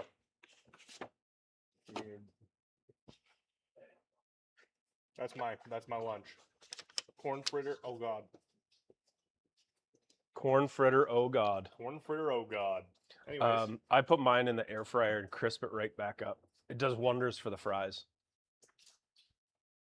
Okay. Gonna be 10 pounds heavier. This is like eating at Christmas. Should we keep cutting it, or should we talk about something different? Like the questions are here as well. Well, why don't we do those questions and then we can go back to cutting stuff? Sure. Or Well, when's we'll Luca do a few coming more in? Questions. Yeah. Then we'll have Luca on in about 10, and then we'll cut some more stuff. Yeah. We Luca. had the question about this. I couldn't find. Do we still have the Saji folding steak knife? We do not. Oh. Yeah. So the dean is asking about the steak knives, and we had this hand forged folding steak knife from the Takeshi Saji-san. He's like incredible blacksmith. It was very interesting. I think it was the SG2, and it's like you can just like fold it up and use it as a personal steak knife. Mhm. Personal steak knife has been a thing for knifewear for the long. Oh, yeah. Like ever since we Yeah, the started Shun at Shun Higo Yeah. steak knife. It was I still have it. It's really quite an awesome little tool. yeah. They don't make it anymore. I know. I remember back when the that the steakhouse, Longview Steakhouse, was not the a year wait. It was only a 3-month wait. We managed to go to Longview, and nice. another customer sitting behind us was one of our knifewear customers as well, and he took the Higo steak knife and started eating that steak. I'm like, oh, I don't have one, but I'm glad we kind of started talking. It was very That's awesome. fun. We do have some cool steak knives, though. We do have some cool steak knives. Like we have the Arcos. Like this is Spanish. Steak knives in Japan is not really a thing that we use at home because, well, one, we don't eat steaks not really at home. It's something that we go out and eat. Two, if you go out and eat steaks in Japan, you've been to some of the teppanyaki places here in North America. You know what they do? They cut the steak for you, and you eat with your chopsticks. Very civilized. Yeah, I mean, it's a different style. So I cut my own steak. Yakiniku. Yeah. Yakiniku. or the yakiniku style too. So we don't usually use those steak knives at home. So Arcos, the Spanish maker, they actually do make a really good steak knives. We do have like quite a bit of selection with the non-serrated as well as the serrated, and their serration's great. Their serration is so much more small. Like they have the serration inside the serration. Come on. You rotate the edge up. There. So you can see the micro serration inside the serrations, right? So you're not really tearing. You're still biting into the steaks, but not tearing it apart. Yeah, Like much- shark teeth. I really like the smooth edge Yeah. on a steak knife to leave that smooth finish on the steak. But you're right. This doesn't give you that rough, Yeah, shredded. yeah, exactly. Like when you go to a steak restaurant and they have their steak knives and Yeah. they run those steak knives through the dishwasher Mhm. and it's been around for 6 years and it is actually worse than the normal table knife. Like I'll go to restaurants and they'll come with that knife and I'll be like, actually, can I just have my regular knife back? Yeah. They're like, but how will you cut your steak? And I'm like, better Yeah. than that stupid thing that you Yeah. think is good. So yeah, these ones are good. Some knife makers like Ryusen do make the really high-end steak knives as well, but we'll Yeah, see. Takamura was making steak knives. I know Takamura steak knives are used at, or were used at Noma. Yeah. But this is something we just got in, and I got to show. This is a Is that a steak knife? this is a steak knife. Oh. No, this is the steak cleaver. Ah. Come on, isn't that sweet? You can have a cleaver at your table instead of a knife. I bought one, but it's actually I'm just going to use it on like meat and cheese boards. Oh, Like, meat and cheese board. this would be so good if you have like some Absolutely. salami on a table Absolutely. or some. Yeah. Yeah. And it looks so cute. Is that Yes. creepy to call a cleaver cute? No, Not in this crowd. cleavers are cute. Yeah. Hopefully that kind of answers your question, Dean. We have the Ian asking about large debas. Not sure how large that you are looking for. Deba is this type of knife called, well, these That's type a big Deba. yeah, knife. Japanese fish filleting knives. Usually comes in anywhere from the 105 millimeters up to very big 240, 270, 300 mil. Depends on what type of fish that you are butchering with. Generally speaking, in our selection, 180. Sometimes we do have 210, but the 210 is usually the biggest size that we have. Thinking that the size of fish that we get, and we generally do fillet here in North America. We have these two really cool 180 debas here. One is Torok Sakai Towa series. It's forged by Kohei Ebuchi-san, sharpened by a Shimizu-san. He's done such a great job on this uraoshi. It's like super, really, really nice uraoshi. The bevels are really nice and even. It's easier to sharpen. We also have this Sakai Takayuki Tokujo line that is forged by a Togashi-san, the Shirogami number 2. It's got a little bit more different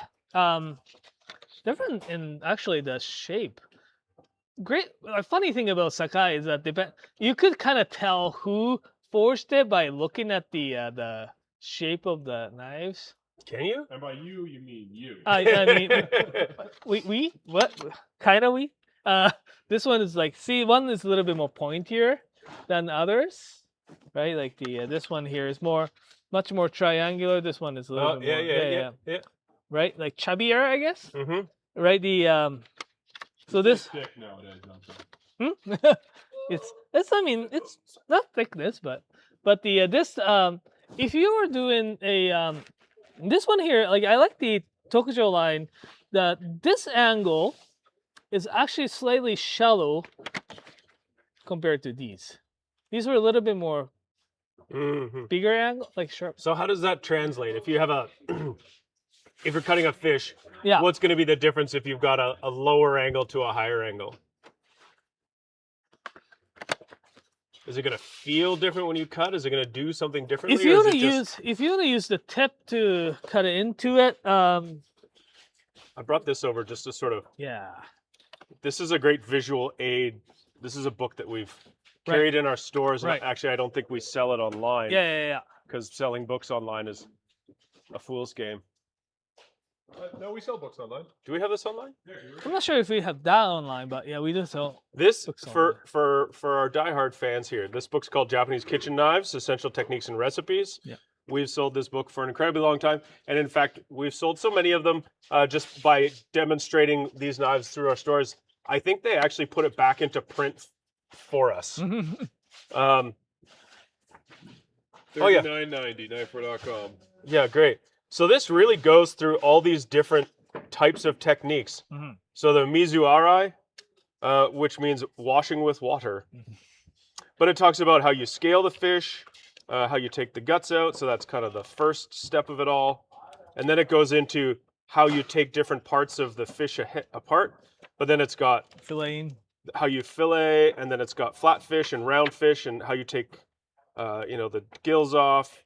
The first time I filleted fish the Japanese way, I did it just following along with this book, and it went extremely well.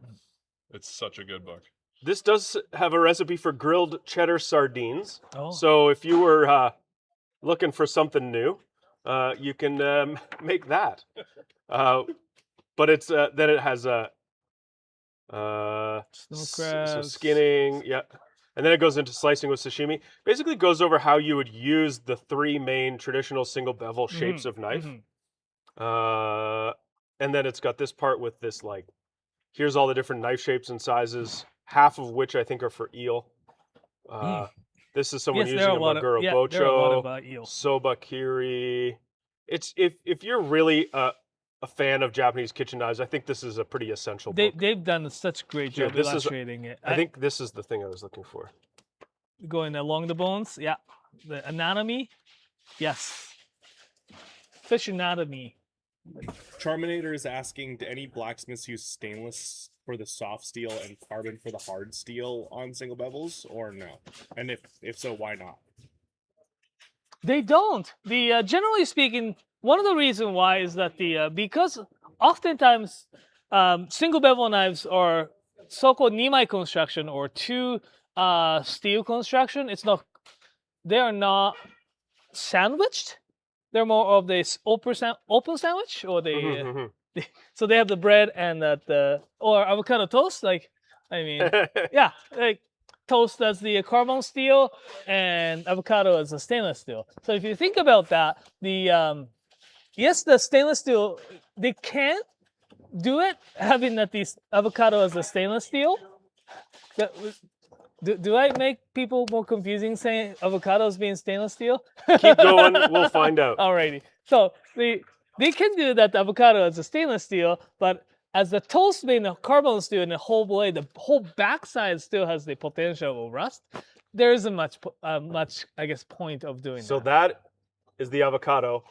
That is the toast. Yeah. Right. Yeah. So In this yeah. in this very funny so description. If you look at this part here up to this line here could be just a stainless steel, but the back is whole carbon steel. So there isn't. Yeah, the back is the edge. Yeah. Yeah. I have seen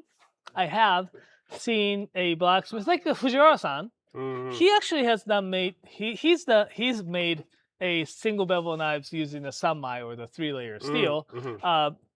He actually hammers it in or sharpens it in, so there you can see the line in the back. So it's not impossible, but it's not that practical, I guess.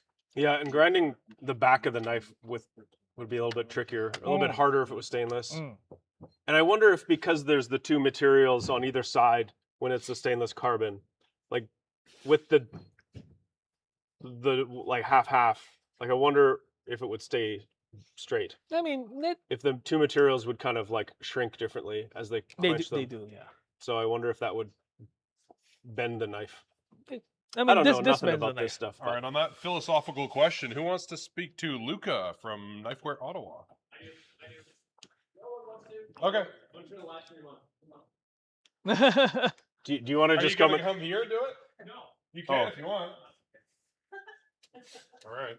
Talks a big game. All right, Hey, all right. all right, you should be able to hear him. Let me know Hello. if there's an echo. Hey. Hey. How you guys doing? Yeah, good. Luca, how are you? I'm good. I have an echo. Where am I? Naoto was just talking about those I just have to have an Sanmai Fujiwaras. We had one come back in the trade up. No way. Yeah, which I've only ever heard tale of. I've never seen do you- one in real life. Do you have But any it's, trade-ups left? We have a few. I think we can go check them out in the back. Go to the There's a back of the handful. shop. I love this is the Yeah. old Kent of Inglewood spot that's now the Yeah. the So we garage got- sale overflow. There's another Fujiwara. Oh yeah. Another Fujiwara over here. Some pretty slick stuff still. I think we've sold about maybe 70 or 80 of the refurbs Whoa. already. Is that a big Chukabocho? We got the Chukabocho. tall bunka. Oh, the tall bunka. Yeah. Thinned it out. Pretty nice. Yeah, super nice. Yeah. Polished it up with that Schwinn Nagura 1000. Love that stone. Oh yeah. Yeah. But yeah, fun stuff. Another one of those Sentan cleavers over here. Nice. Got a nice. little, like a bit of a wonky handle, but So you got Yeah. a good little selection of the yeah. refurbs left.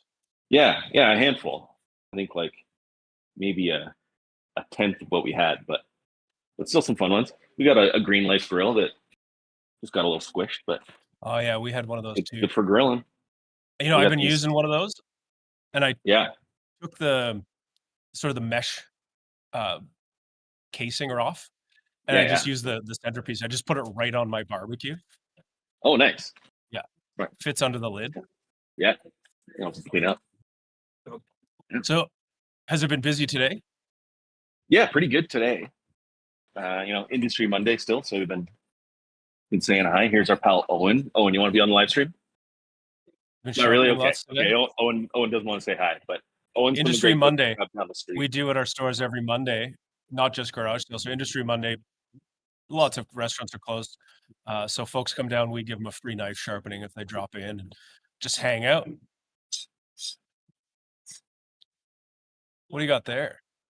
That's one of those Toroku Sakai Tanaka. Oh, yeah. Very nice. I think I have a blacksmith crush on Yeah. Tanaka. You know what? I've said that over the last couple years. Every time we get the garage sale transfers and then we're like open them up, feel like 9 times out of 10, I go like, oh wow, it's a really cool knife. Who made this? And it was Tanaka. So things are looking pretty good. You got Yeah. a good bit of stuff there still, Oh, so yeah. it's worth heading Yeah. down to the Ottawa shop. Yeah, we got big stacks still. Got lots of these Kokoro, Ginsan, like olive That's a handle. nice knife. Handles are so nice. Very different, every single one. So like worth checking through each stack for sure. I'm a big lots fan of the fun stuff. Ginsan steel. Me I too. like how it sharpens so easily. It Yeah. feels like you're sharpening carbon steel. Totally. Yeah, lots of fun stuff. Okay, so what'd you buy yourself? You know what? I haven't got anything yet. I think I'm probably going to get a few of those Ginsan Sentokus for gifts later in the year. Just get out ahead of it. Those make such good gifts. Hey, Robert, you want to say hi? Hello. There's Robert. Robert, what'd you get? Oh, you got your giant oversized What are you going to camera. get? That's what Robert's going to get. Oh, is Little that the mint Kershaw. chocolate chip? Mint chocolate chip. Yeah. Very sweet. It's Julia just a got great one too. Kershaw folding knife, right? Yeah. But yeah, some of the fun tables, some of the orange creamsicle as well. Oh, Both nice. Magna Cut, which is a steel that I've only wow. seen. I've sharpened a few, but I don't think we've seen too many of them yet. But so happy to see those. Yeah. I think Very this neat. Tsukasa Shiro Oh yeah, 150 Gyuto yeah. from Tosa is on my list. I love that shape. I love that. Like And the I teeny tiny Gyuto. I think I'm gonna get my girlfriend's sister Got any? Anybody left? Kiri the Ginsan one from Sunahisa. Nice. Yeah, we had a fellow buy a bunch of those Tosa is that some of 150 those? Gyutos. Is that some of Yeah. the black electric These are plated the- blades? these are the okay, so you black guys have ones. some left. We've got a couple. I think Okay, the I bet you by copper the end ones of are all today those are gone, gone. and I think the blue ones all left first day. But yeah, they're pretty neat. Like, And you have any Satamasa left? I think as soon as the inventory went live on the website, I think they were all snapped up. They Let's would see. be. We left. There was 240 here. Now it's gone. 210s. I think they're all gone. Is that a Yeah. Gleston on the table? Yeah. Those are great. So Like that. Ellie has one, and she said that's the knife she uses every day, and she said it's perfect. It's the best Yeah. knife ever. They're wild. It's weird looking. They're very weird looking. They feel funny, and I think as soon as you start using them, it all clicks. Where are the other ones? We've got a couple of those 180 utility ones as well. I love Let this. me see. So this is why it's called a garage sale. This is like the POV of someone shopping at the garage sale, where it's just like, Exactly. where is that? What is Yeah, that it thing? What's under here? Is this Little for one? sale? No, that's our table. You can't buy our table. Oh, look at that thing. Oh yeah, that's so cool. Honestly, if someone really wants a table, I might sell it to them. Well, yeah, that's because you're a good man. But yeah, these things are fun. I had one at home for a little while. And to be honest, I was a bit skeptical at first, but I found tons of things that were good for it. Yeah. It's a great sandwich knife because of the offset handle. It's like really great for slicing bread and then chopping through a big tall sandwich. With Oh yeah. my It looks a bit like a Dagwood in the bullet middle of the grain. night, you know? Yeah. But yeah, very, very fun knife. Great. Well, what else do you guys have planned this week? Sell more knives, Mhm, talk to more mhm. fun folks, sharpen more mhm. knives, I'm sure. Yeah, and how's your sharpening So- station? Do you have lots backed up? Not too much. A handful Okay. getting ready to get picked up. Got a few we're thinning out halfway in between. I'll get back to those when I'm done chatting with you. But yeah. Well, what's your things are favorite still thing moving there? along. What are you? I what are you really like enthused about? these Fukamizu Ginsan, Yeah. another Ginsan. I had a buddy that I used to work with who would chip the tip off every knife that he would have on the line with him. Because Those we'd come have like pre-chipped. pre-chipped right there. There's barely any tip to chip, and great. It's a great little shape. It's like thin enough that it's good for a little slicer, but tough enough that you don't have to worry too much about it. I wish I had one of those when I was still in kitchens. That's a great one. You're right. Yeah. That would make a really awesome line knife. Yeah. Another Slicing a duck breast or something. Yeah, exactly. I'm shocked these Kotetsu Chromax are still here. Like, I talk about the opposite of a tip that you can't chip. That's asking for it, but that's a slick knife. Lots of good stuff. Yukari, you want to say hi? Say hi to everybody. There's Yukari. Hello, hi. Want to show us a fun knife you're excited about? Yukari. Oh yeah. There we go. The That's the one your Fujiwara sister has? Nishijis. Yeah. Yukari's sister has the bunka at home. Oh wow, good choice. Yeah. They got to go visit Hado a couple years ago when Yukari was back home. So they're big fans. I have one of the Fujiwara Nishijis, the Santoku. It's a 185. Oh, yeah. I think it's one of the sharpest things I own. Yeah. Sharpen up so nice. It's so good. Yeah. Awesome. Yeah. Well, thanks for taking the time to show us around your shop. Do you want to go back and maybe kind of give us a wide angle from the front door and show us the whole place? Luca's got short arms. Won't make him do this. Jacob's saying you got short arms. Hey, come on, man. Well, give it to Colleen, the person with the long arms. There we go. How's that? There it is. How's that? Ottawa Knifewear in all There's of its Colleen. glory. Hey, Colleen. Hi, everybody. So yeah, lots of. Show us a wall. Show us your wall of Polaroids. Oh yeah, we were adding a ton more this week too.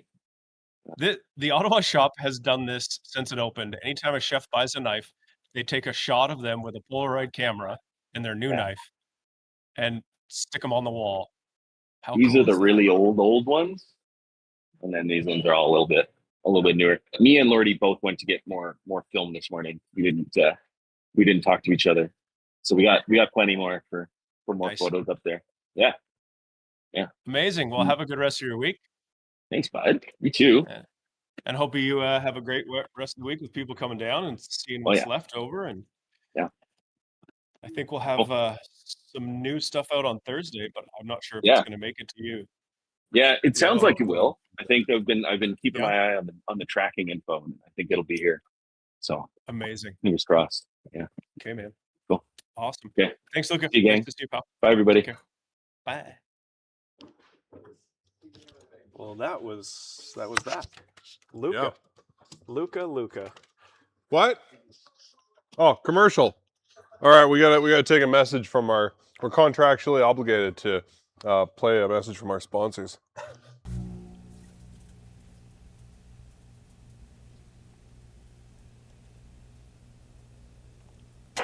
Are you worn out by the rat race, crushed under the pressure of the modern world? Find inner peace and healing at the Knifewear Center for New Age Healing and Transcendental Meditation.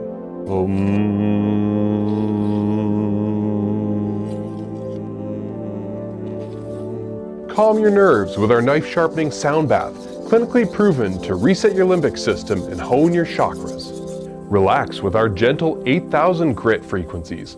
Dig up past life trauma with our more aggressive 220 grit and grinding wheel applications. In a culinary mood, spice up your healing with our carbon steel wok bowl meditation and feel your stress melt away like butter in a preheated skillet. Awaken the senses and reduce nasal inflammation with our onion brunoise aromatherapy. Detox with our sharpening water foot bath and allow the metal filaments to exfoliate the dirt and dead skin from your soles. Don't delay. Call now and book your restorative healing session with our experts. Dial 1-666-666-6666 and start your healing journey today.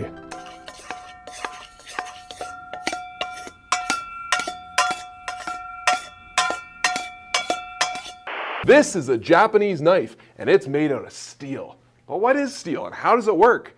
Let's talk about the science of steel. Bill Knife, the science life. Bill Knife, the science life. Bill.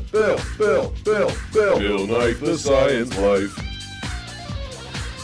Sharp knives rock. Bill Knife, the science life. Hardness is a property of steel. Bill Knife, the science life. Bill, Knife, the science life.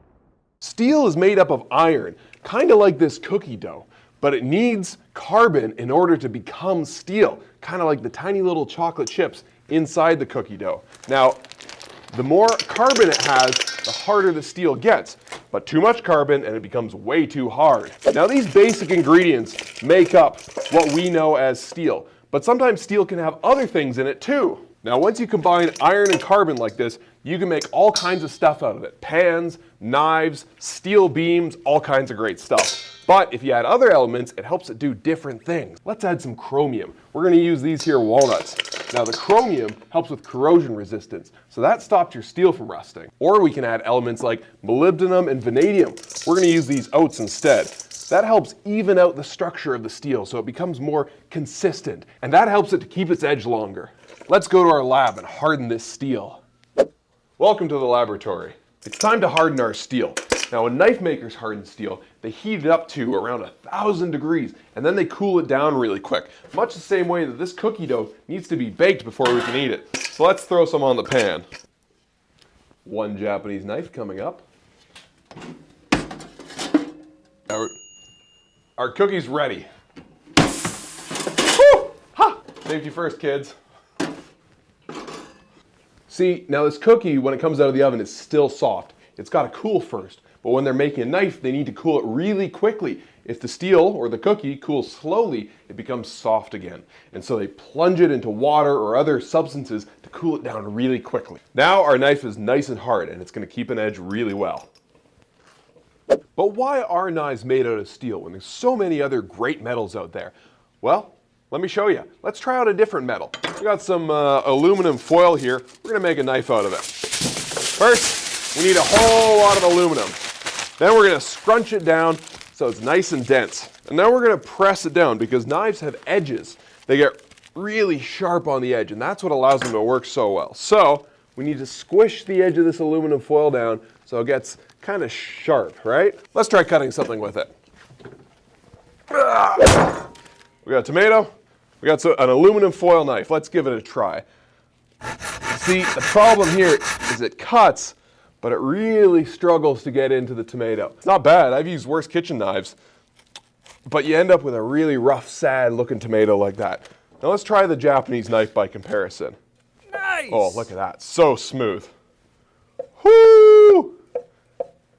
It's just so sharp, right? Compare this to that, and I think you can tell me which one's better. The other problem is aluminum is very soft, so it squishes and bends really easily. Look how easily I can bend this, and you can't get it nice and hard like steel. Steel, on the other hand, doesn't bend so easily. It's a lot more rigid. If you try to cut through something really hard like the squash with aluminum foil, look at that. It just bends, and it doesn't do it, right? A knife, right through, really smooth, really easily. And that's largely because the knife's made out of steel, which gets hard and then it gets sharp and allows it to cut that smoothly and that beautifully. But it's all about finding a delicate balance between hardness and softness.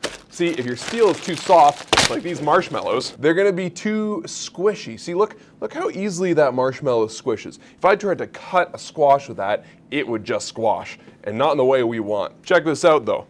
Marshmallows, because they're soft, they're really shock absorbent. See, I can smash them, and they might get a little flattened out, but they're fine, right? They're still intact and in one piece. An egg, on the other hand, has a really hard shell, right? Really nice because it protects the egg inside. It's very, very important, but it's not nearly as durable as the marshmallow. See, if your steel's too hard, it's brittle like that eggshell, and if it gets dropped or smashed, it can break, and that's not good. So when a knife maker chooses a steel to make a knife out of and how hard he's going to make it, he needs to choose between soft, like this marshmallow, and hard, like this egg. Neither are perfect for knife making, so you need something that's kind of in the middle there. Some knife makers like stainless steel because it's easy for the end user to take care of. But some Japanese knives are made out of steel that can rust. This guy sitting in the puddle here is made out of high carbon steel. Now they love that steel because it keeps a great edge and gets really, really sharp, but if you leave it in water for too long, the steel can rust. Even acidic juices from onions, lemons, and tomatoes can cause the steel to oxidize. If you allow the knife to oxidize in a controlled way, It's called a patina. It gets gray and black and becomes more protected. It's sort of like a security blanket for your carbon steel. But if you let it go for too long, it becomes orange, yellow, red rust, and that's not good for your knife. That can degrade the steel, and is not something you want on your kitchen knives. Just remember to keep it dry. Hope you learned something today. Now, go out and cut something. Bill Knife the Science. All right, here it is, everybody. You got what you wanted. Is this all I am to you people? Just a big knife? Yes. This is all you want from me? You just take and take and take and never give. Oh! I'm chopping now, too. Ah! Ah! You know, this is actually kind of nice. I was thinking I was a little chilly because the warehouse door is open. And this is kind of nice. This is like, I forgot to bring a sweater, and this is all the insulation I need.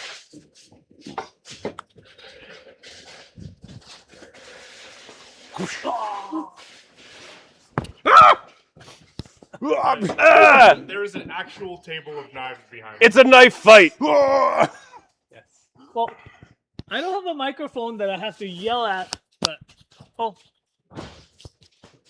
We're playing musical microphones. welcome back, everyone. You didn't see anything. It's What do you mean you didn't see anything? I saw a man dressed up as a knife. He's about to hurt himself somehow. Yeah. What is this crazy human doing? Oh my God, they let him have children. Well, welcome back. What are we doing today? Well, good question. Well, I mean, Friday we did our unboxing live. Yeah. Then we went right into Saturday live. Yeah. Where we started the garage sale at 8 a.m. on Saturday.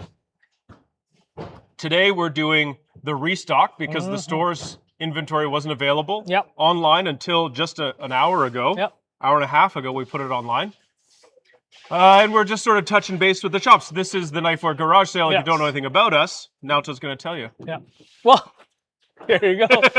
Well, garage sale, we sell very unique knives, including the unfortunately that large knife is not on sale. Everything's got its price. Yeah, well, but hey, we already said it's 25 grand for the giant knife. Oh, So is that? Does it include? It includes, yeah. Nathan, does the 25 grand include you? Yeah, 24 hours, 25 grand. Wow. Okay. Okay, there you go. Things really just heated up here on the chat. I do customs. I'll make you a Nakiri, Tsujihiki.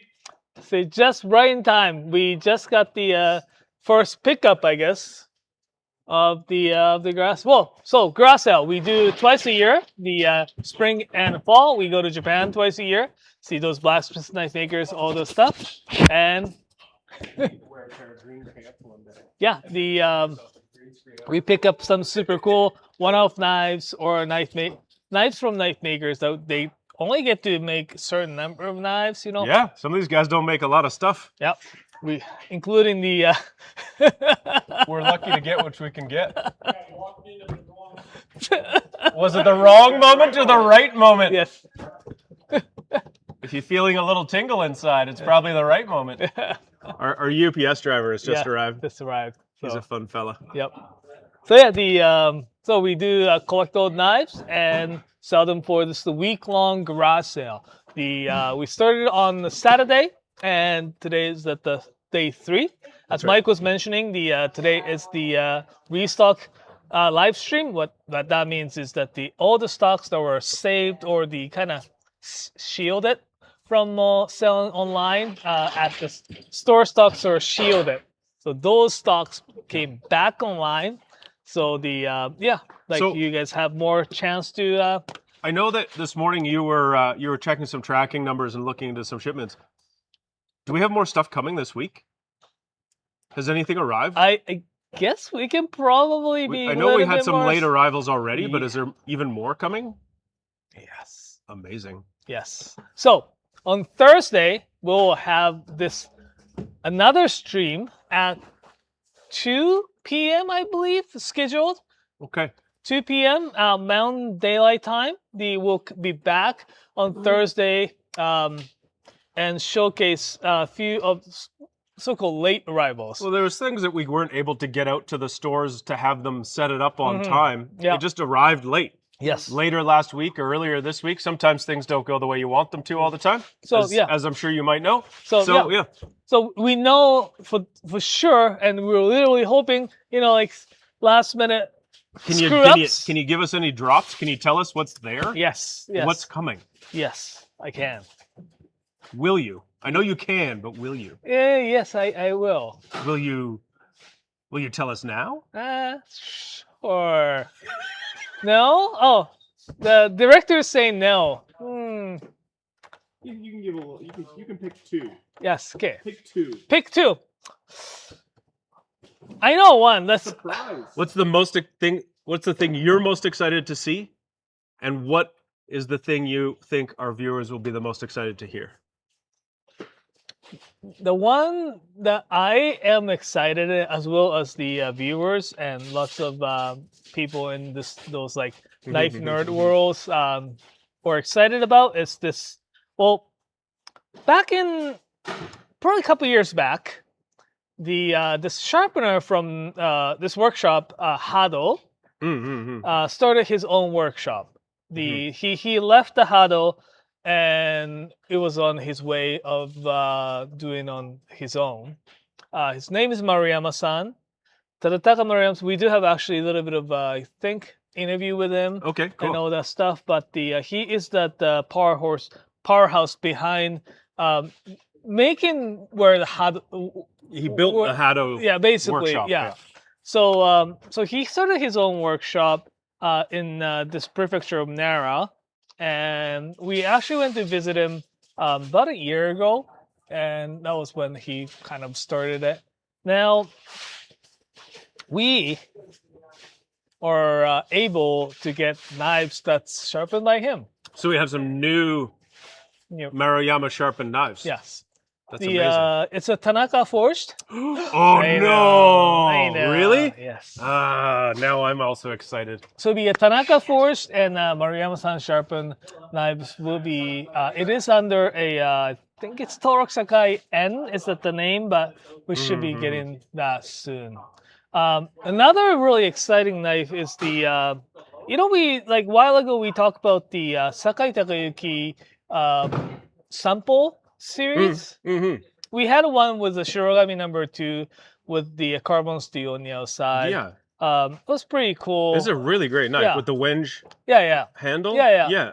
And it's got a little bit more like they are making a new line called the sample mizu water. Okay. What that means is that they last time I went to talk to them, they were still kind of like sort of finalizing the idea of that particular line, and it is going to be a white carbon number 2 with the stainless steel clad. So it's not something really common or popular you see out of that workshop. So it's going to be carbon core stainless steel clad. Knives. So that would be really. I'm really excited for. Those Sanpos are really nice. They have a really pointy but curved blade. Yeah. Both the spine and the edge have this nice curve that's kind of like that. I don't know what that shape would be called. Yeah, but it's great. Those younger cross people in that sample workshop. They've been kind of they sit together and talk about how to go about making the blades. That's cool. We did go to see last year with Jacob and I went to visit the workshop, and we actually did an interview with everyone, younger apprentices, not apprentices, like guys there, and it was really good to chat with them about what they think about the future and all that stuff. So it was really really cool, and happy. You got a cool job, hey? Yeah, and it's so happy that the new lines actually finally came out. Yeah, very grateful. He doesn't know what's been talked about yet. So just there. Yeah. I have a question, Yes. and it's something that we were kind of talking about after Saturday here was, do we keep the unboxing live stream on Friday or do we move it back to a Thursday? So we have space between the unboxing and the Saturday. I don't know. There's a lot of people here watching who probably joined us for most of these live streams. Be happy to hear what they thought. Yeah. If it's So like too tight, I guess like Is Friday too close to Saturday? Because we always did the Friday unboxing. But the first day of the garage sale was always on Monday, and people had a couple of days in between to kind of think about what they wanted to buy. But this year we went Friday to Saturday, starting it on Saturday. Did you need another day in between that live stream and the first day of the garage sale? If yes, let us know. I'd be happy to hear from you because we're doing this for you. So please. Isn't there a poll thing? Oh, is there? No, that's yeah. Jacob, not Paul. Oh, no. Tall Jeremy. Tall Jeremy. So far, it's looking like Thursday, Yeah. but only one person has answered. Oh, there. 100%. Sample size of one. And of classic. one. And 100%, you know. Yeah, we want to know, and if it was good for you guys that it was back to back, then let us know that too. Yeah. If that's even better. 2 for Thursday. 2 for 2, 100%. Amazing. Yeah. In about 15 minutes, we're going to be joined by, I believe, Chris from Edmonton. He's going to give us a little tour of the shop. Awesome. That sounds great. That's You great. guys want to cut with a wakui knife before that? Yes. Yeah, let's do it. Yes. Everyone is going Thursday. It's all Thursdays. Yeah, Do it the day Thursday. before, yes. Okay. Awesome. All right, well, I think that decides it. Alrighty. Well, this segment we get to try some knives, and seems like wakui knives are great. One for Friday. Oh. Well, it keeps coming, and we're gonna try cutting with the this wakui knives are great. Hey, You like talk. I'm going to cut stuff. oh sure. I wanted to cut stuff. Not saying right now. Oh, that's very smooth. Wakui-san, the blacksmith out of the Sanjo, he just like about a year ago, he just moved and started his new workshop. We were pretty like good timing. We just went to actually visit him. It was about to open his work everything was there except a few other items, and he hasn't started making things yet. But we went to visit him. Is this white number 2? Yeah, and stainless clad. Yes. This is very nice. It feels very nice. I'm like the thing I'm holding feels very nice, and it was very smooth through that cucumber. Yeah, and smooth through the potatoes that you were cutting.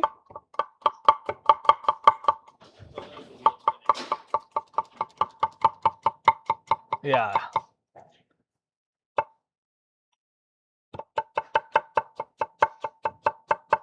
It's very nice and thin. It's got a really beautiful taper from the spine all the way to the edge, gradual. So like the spine of the knife itself is about like as thick as 4 millimeters thick, but you don't feel at all, right? Like try brunoirsing. Like look how fine. This is a little taller than my normal cutting station. I know, like my cutting station's pretty low too.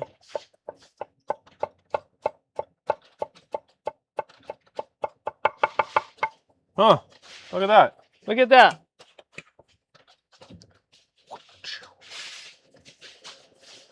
Minced potato. Everyone's favorite. Cooks real fast. Okay. How do you think about that? That's really nice, to be honest with you. Like, it's very smooth. Mm-hmm. You just give it a bit of a slide, and then it just drops right through. And I'll also say that there's a height Yeah. at the heel. Like, it's a fairly straight edge, but it almost gets a little taller at the heel. Like, is it like it's a very slight wedge? Yeah. I think it is like taller than definitely the 165 mil blade. I want to actually try it on the peppers. Mm-hmm.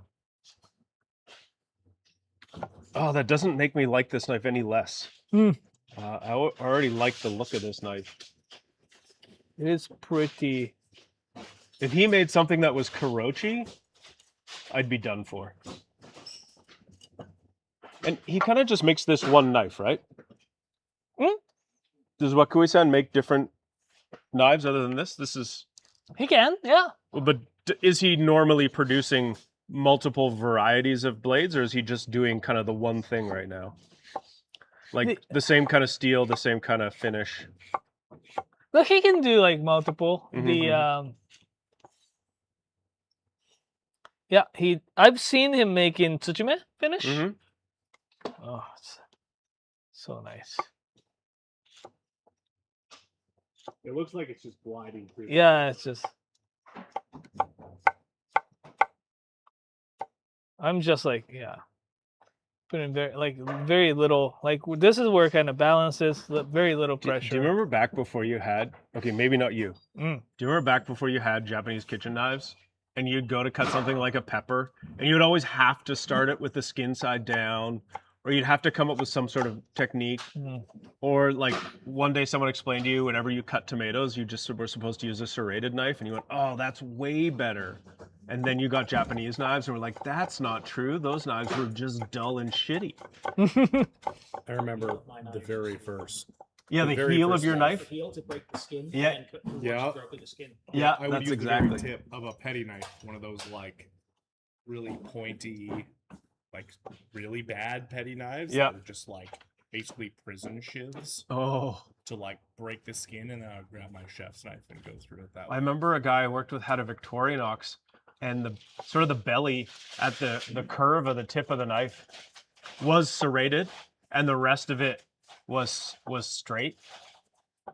And that we all thought that was the best thing because you could cut through the skin of something with the serrations. Oh, the days. Life was just pre-Japanese kitchen knife and then post-Japanese kitchen knife.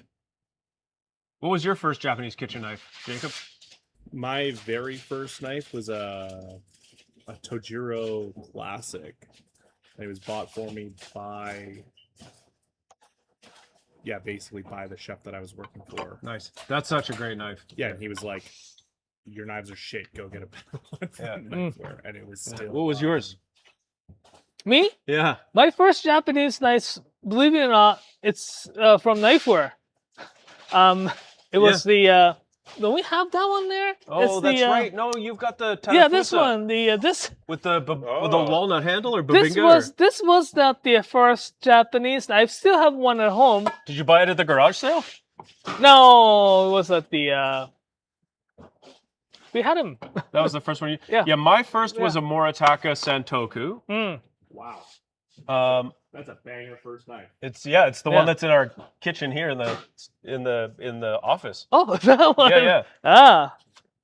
Yeah. What was yours? You had a Moritaka too. Moritaka Ishime 240mm Gito. Yeah, for Nathan Japanese doesn't fuck around. Yeah. Yeah. I love that Moritaka. You know, when I first bought it, that's why I tell people often on these live streams, especially industry folks, about carbon steel, because it will change the color of the food that you cut. Because I was so excited about that Moritaka. It was so amazing. And the guy who was working at Knifewear at the time who sold it to me forgot to tell me about carbon steel and how it rusts and stuff. And so I went to work and I immediately brunoised like a liter of shallots. And it was so cool. And then they all turned brown. And the chef was like, "What did you do?" And I had no idea. So it's important to know that carbon steel will taint the food a little bit. If you're really, really sensitive, you can taste it a little bit. Just tastes a bit like iron. But it's really no big deal. If it's cooked, that's fine. But that's definitely. I found the garlic sometimes to change the color when you cut with the carbon steel. Not only, just really not to cut with the carbon steel. It's the cladding, I think, iron kind of reacts with the food. Because I have been using this Algami number 2 stainless clad knives for everything. And I never experienced the, let's say, onion turning brown or things like that. So cladding, stainless clad, probably won't have that much. Yeah, well, there's so much. The surface area of the cladding steel is the one that's going to... The touching, right? Yeah. Do the most of that. Food, so, yeah. I still love this knife. Yeah. It feels so comfy in my hand, and Yeah, but yeah, that was the first Japanese knife. Was the Toru sold me. Oh yeah.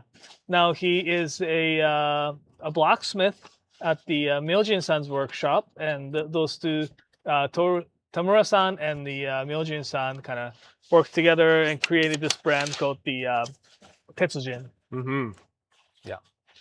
Yeah, they make cool stuff together. I think Chris in Edmonton is going to join us soon. Oh, Awesome. awesome!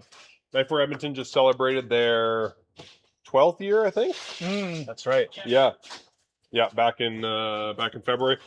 We do parties every time one of our shops has like an anniversary. Toronto's coming up; their third shop birthday is coming up June 6th, I believe. And so we'll be doing 10% off store wide, and we get free limited edition stickers for the first 100 people. Hot dogs, cake, that kind of stuff. Yeah, we have something exciting coming to Edmonton as well. Hey. Yeah. Yeah, we can probably have the Chris talk about that a little bit as well. Yep, we should. We definitely should.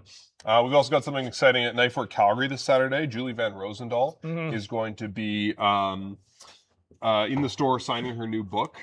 And yeah, Saturday from 1 to 3. So you can come pick up a copy of the new book, or bring one of her older books if you have one, and get her to sign it. I love her recipes. It's like really so good. Easy to follow. Did you eat that cookie that Brenda made? Yeah. One of our coworkers, Brenda, brought cookie dough and cooked it fresh. Yeah. What did she slice it with? Tojiro Classic bread knife. Oh yeah. If you got to cut cold cookie dough, apparently the Tojiro Classic bread knife works pretty good. Yeah. All right, let's see where we're at. I think Chris might be here. Nope. Oh, no. Nope. She flashes away. Yes, Chris does. No, I kind of a fucking window does that. And I think you don't want this. And we decided to... I invited him to the channel on Discord. Turns out none of our middle-aged staff know how to use Discord. It's crazy. I count myself in that group. I also don't know how to use Discord. Thanks, Twig, for making a channel, because I wouldn't have known how to do that. Twig's also Is he? Good lord. All right, 3 people in here. I mean, Chris is here. It's like there was one more. There. Turn on your camera, Chris. Make it as awkward as you want. I just hope to remember.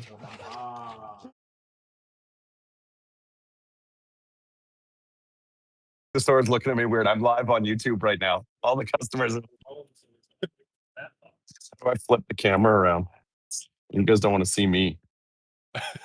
Just do that. We There like we your go. face, Chris. Oh, You like my face? Oh, that's sweet. What's happening? What's happening? Oh, we're just talking about some of the cool stuff that's left here in the warehouse. You got some cool stuff left in the shop? Yeah, we do. Here we go. I figured out the button. Look at that. Look at that. This is the we're gonna call it the Holy S table because I don't know if I'm allowed to say that whole word. Yeah, say it. Shit. Holy shit. I have a question. Yeah. Why is this still here?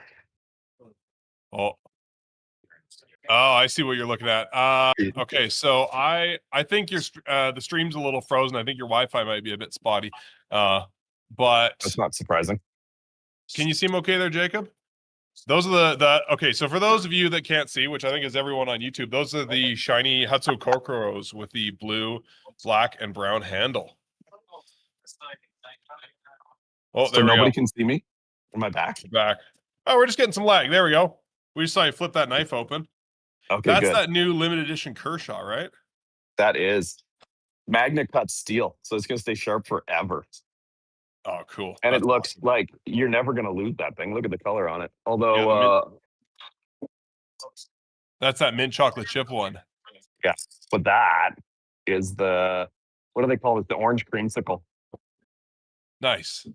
Like it is sweet. We got a couple of those left. Here in Sick. Yeah, Edmonton. you guys have got a lot of good stuff in Edmonton. We do. Does anybody need a bone saw?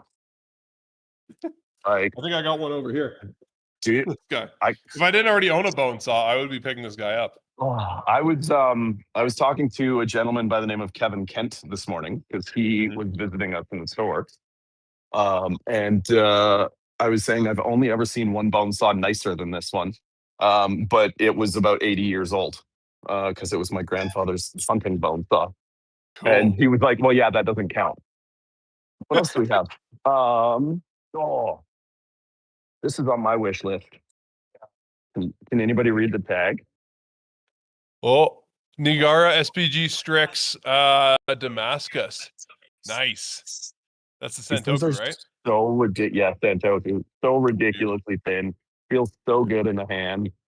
Not sure why that's still here. Oh, wait. Ooh, yeah. You see Kagura, that? we Hold sold on. that Kagura Tanto that we were showing off on Nice. Saturday. Look at I that. can't believe you still have that thing.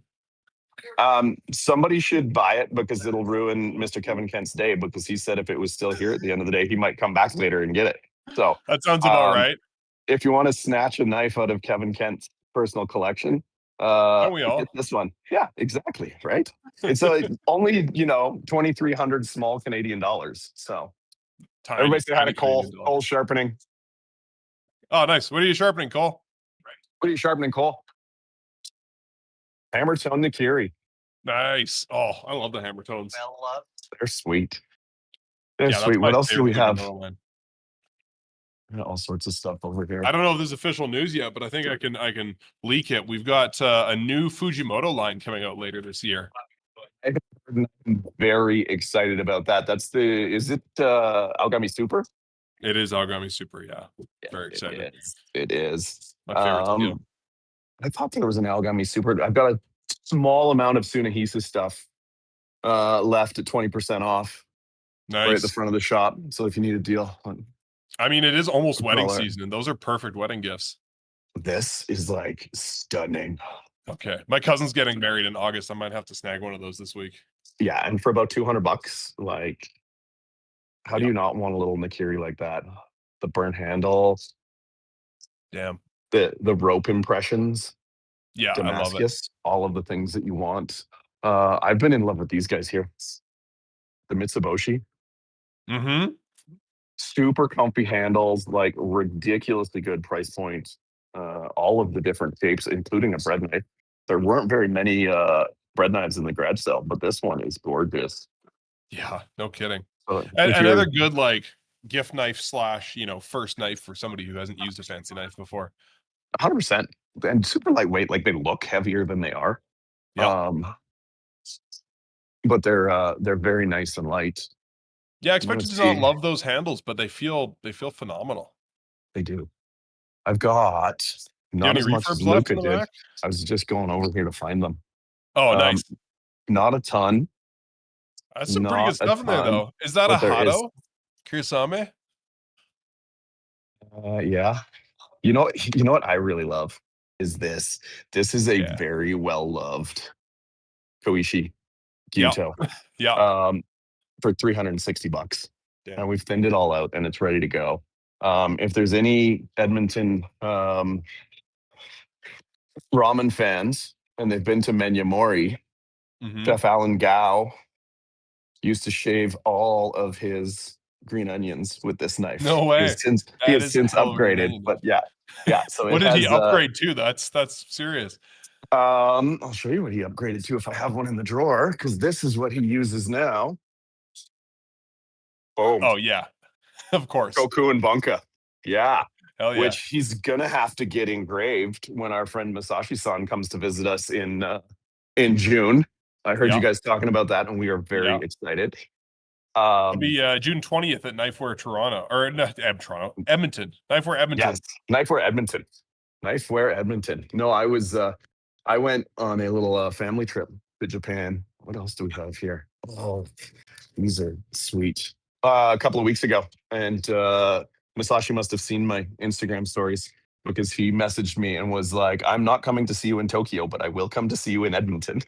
I like that. And I was like, "That's awesome." What else do we have? You heard it here first. Masashi likes Edmonton better than Tokyo. You seen this? Valid. Yeah. These are really cool. I don't even know how to say them. The Resk knives. The collaboration with Mr. Kevin Coswin. he was in the store this morning as well with Mr. Kevin Kent. Oh, And nice. he had a hand in creating those. That's his From the Wild logo. And it's really interesting because he says, you know, he spends a lot of time in the bush and in a kayak, and doing all sorts of outdoorsy stuff. And his knives just keep getting smaller and smaller. And so he collaborated with Sasu Lokinen, I believe is how you say his name, to create these knives. And they are just like, they feel so good in the hand, and just super, super useful.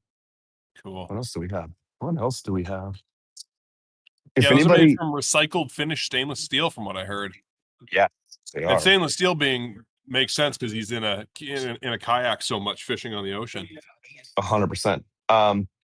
It's my birthday in 2 weeks, in case anybody cares. Hey, me too. But this is definitely at the top of the list. This Hatto.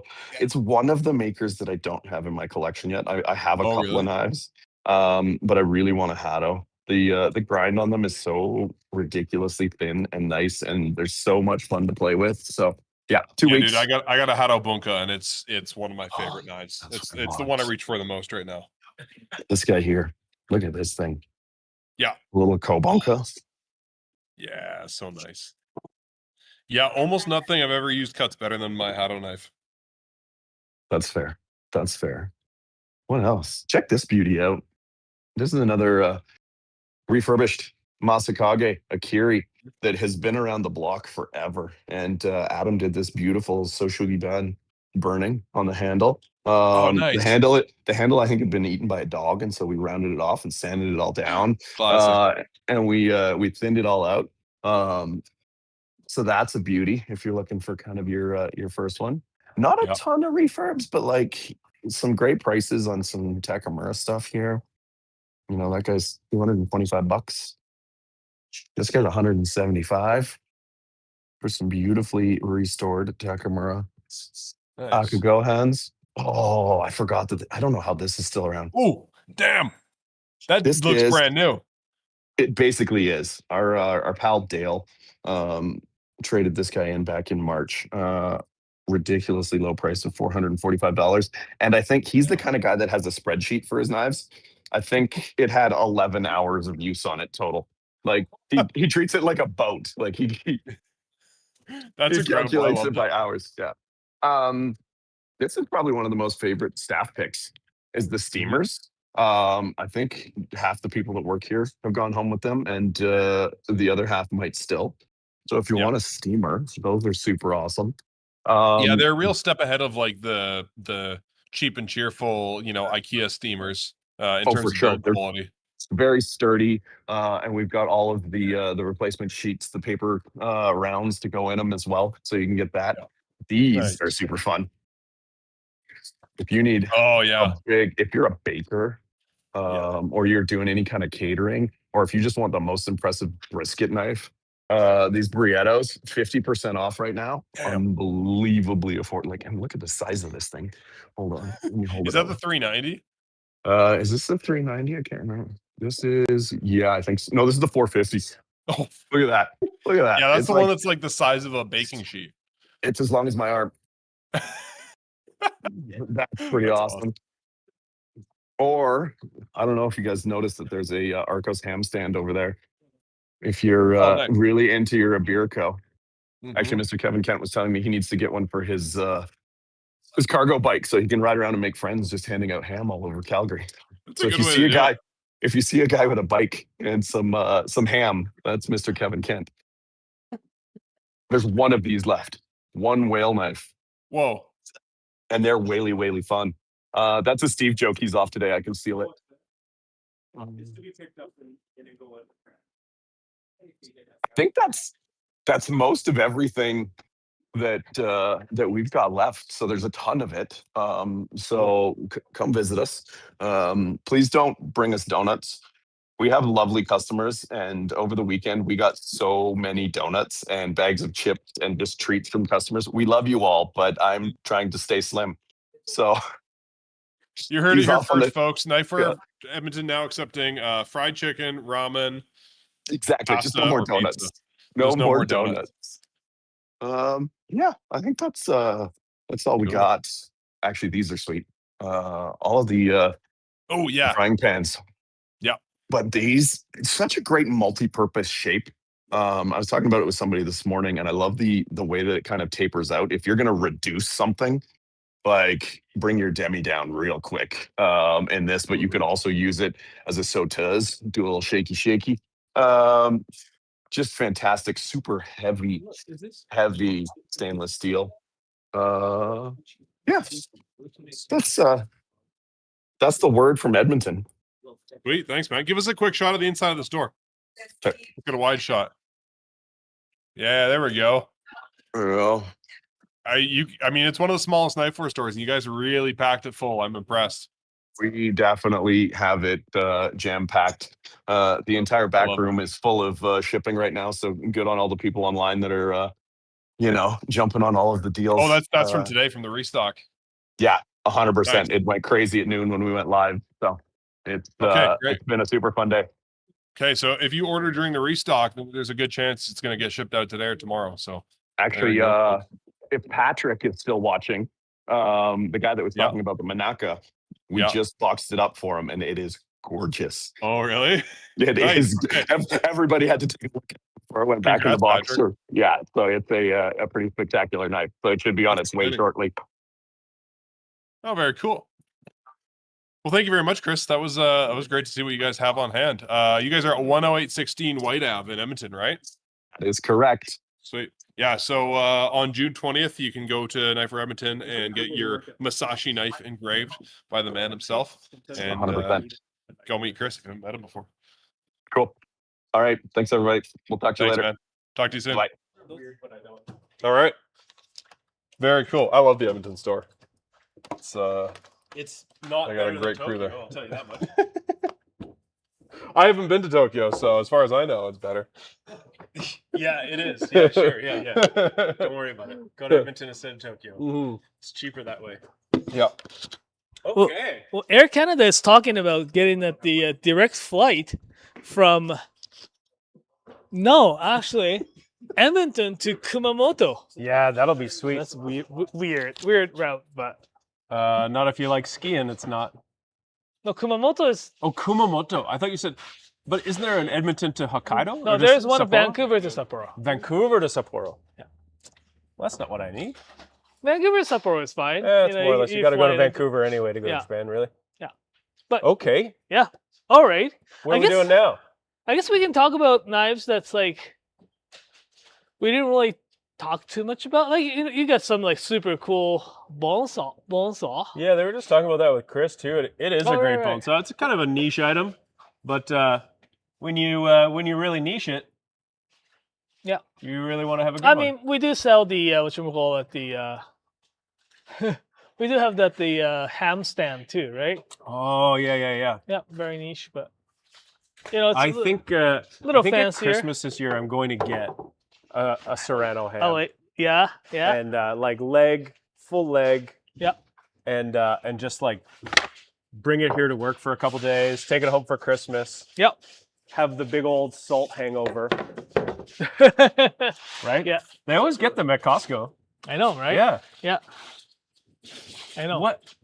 We were just talking about these knives because I picked it up and I said, "Is this Yoshikazu Tanaka?"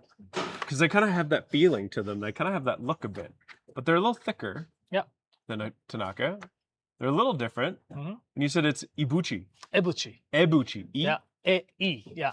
Ebuchi. Ebuchi-san. Yeah, this is the knife made by the Kohei Ebuchi-san. Here's the little clip when we went to visit him in Osaka about a year ago.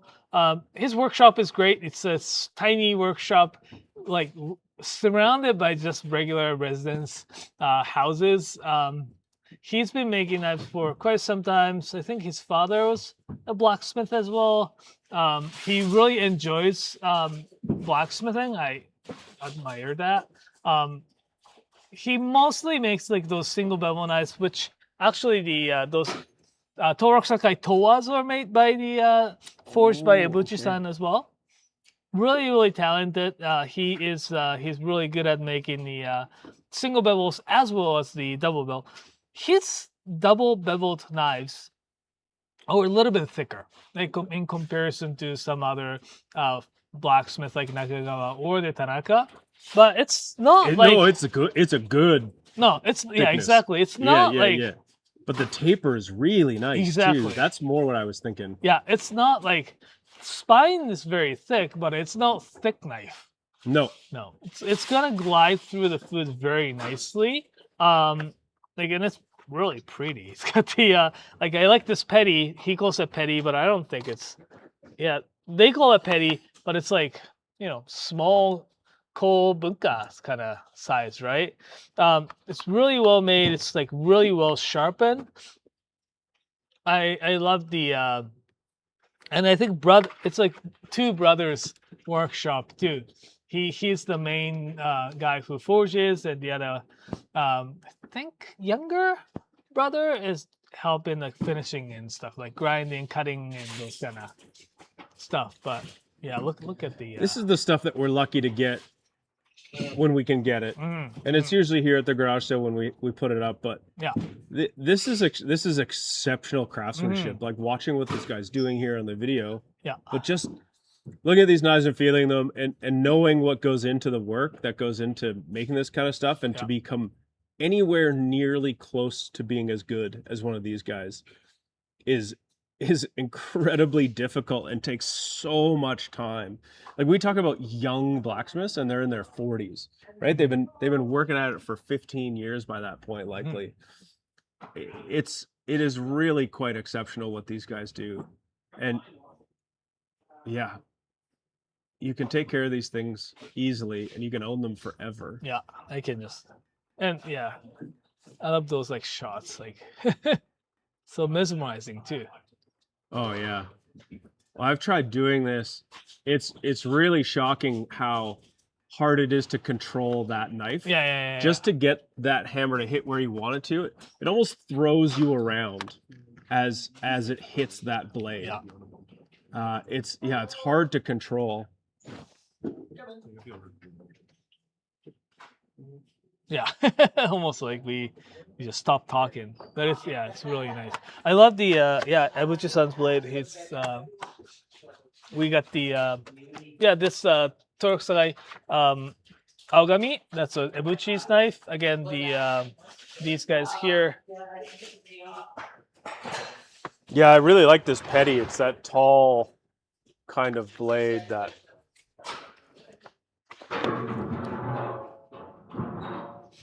It's almost like a mini Gyuto. Torok-sakai Towa Sakimaru.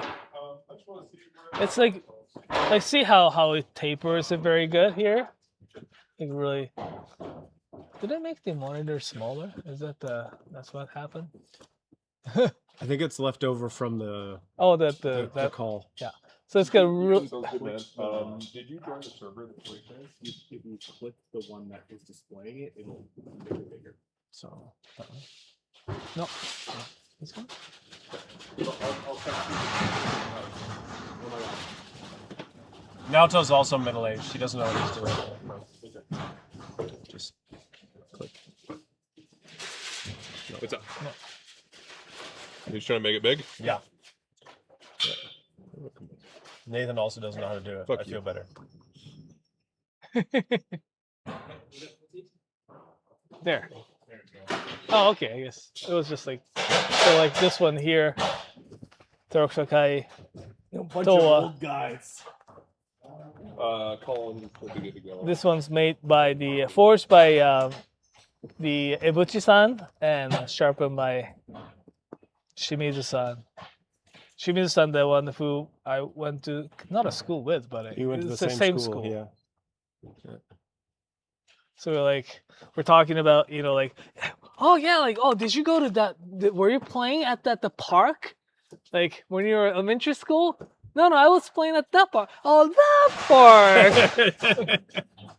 That's fun. That's super fun. Right? It's like, but yeah, he's really fun to hang out with. He's also very talented.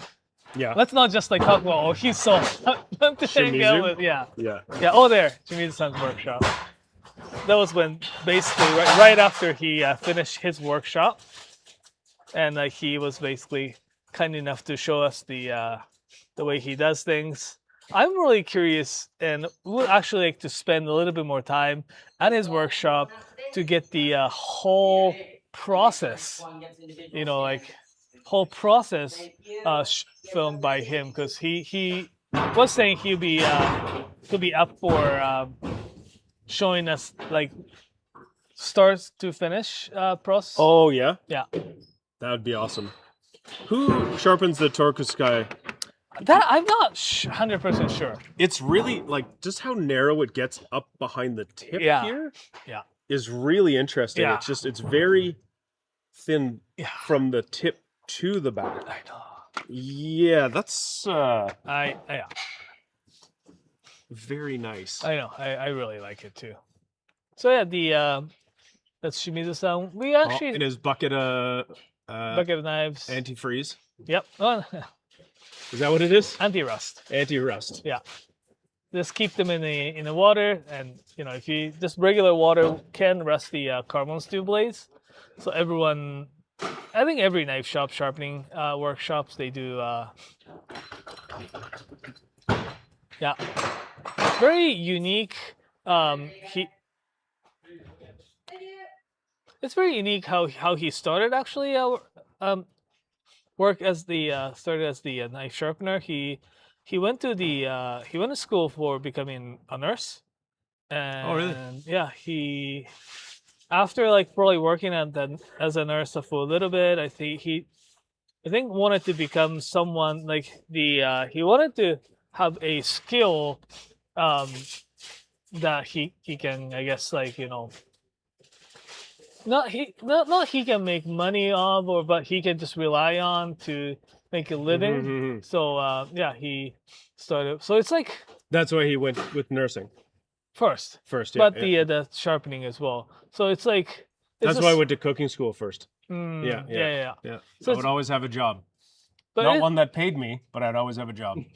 But it's something that very interesting that I found. The passion is very important, Mm. but at the same time, the someone like the Shimizu-san, who had very little knowledge about the knife making, Mhm. becomes as good as he is, and started his own workshop and passionately making and sharpening kitchen knives is really really cool. Like the another a guy in Sanjo who is working for a Mutsumi-san right now. Yep.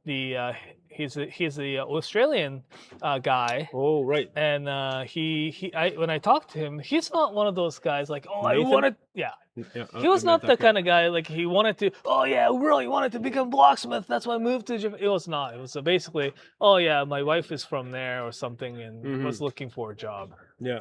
Yeah, and Well, choosing to do something is often gives you more drive to do it well. He's obviously a really smart guy as well to be able to figure out. Yeah. How does someone in Japan get into being a knife sharpener, or how do people get into being a blacksmith? Do you just like knock on the door of a guy and give him your resume and say, "Hey, I kind of want to make knives," and like, would you show me? Or is there there are a few school ways people go to? There are a few ways. It depends on where you are. There are a few places like Tosa. Tosa has this system right now, funded by the local government. It is more like a blacksmithing school. Okay. You apply, and very small number, like 3 or 4 people get chosen to proceed into the program for 2 years, and you basically spend Right. 2 year like school program. Like kind of going to trade school for being a mechanic or a Exactly. plumber or something. but- Exactly. Like the Shimizu-san, like himself, he just basically found the job post. Really? Yeah, at the Yamawaki Hamono, Yeah. and yeah, that's So I imagine they have to train people on how to do whatever the work is. yeah. Yeah. Some places do have their own workshop and looking for a workers or the like people who wants to work there. Like Hado places are like that too. Yeah. Yeah, and I found it's both goes both ways. Like people probably should be very very enthusiastic, but sometimes like when you have this imagination, often people create this imaginary like ideal workshop and fantasize things that doesn't Then they just realize they're just like a welder. yeah It's just working. yeah.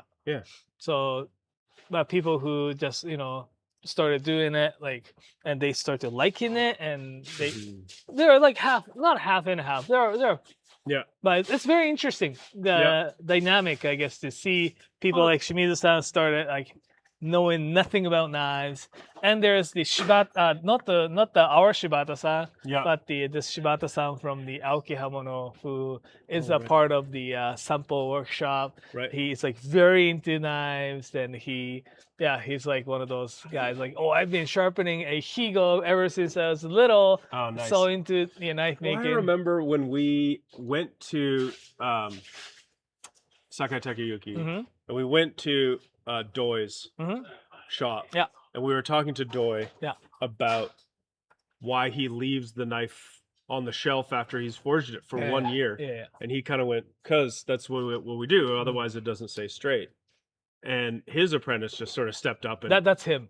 That's him? That's okay, him. okay, yeah. That's him. This guy really explained exactly what was going on at kind of a molecular level. Yeah. And his teacher was like, yeah, he knows more about this stuff than I do. I just know to do it and how to do it. Yeah. I don't care why. It was just such a refreshing thing to hear in this long lineage of craftspeople who just do what they did because that's what their family does. Yeah. And that there's people who want to do it, right? But it makes sense though, right? Like what they have been doing is like, it's just backed by science, but they knew it, right? Sure. They knew because they've been making those things for a very long time, saying like, oh, the knife will actually warp, or if you leave it for, well, not knowing why, but if you do it this way, it happens less, and they've already figured those things out. And those younger generations comes in and want to become a blacksmith and knife makers. They've studied, so like it's all the practical skills and trades, and comes very together with the backed by science. That was like very fascinating to speak to one of those people there too. Yeah. Do we want to show something cool? Yeah. Is that because you're going to show us a video of Yoshimi Kato? Yes. Yeah. There. There. Also because somebody asked for it.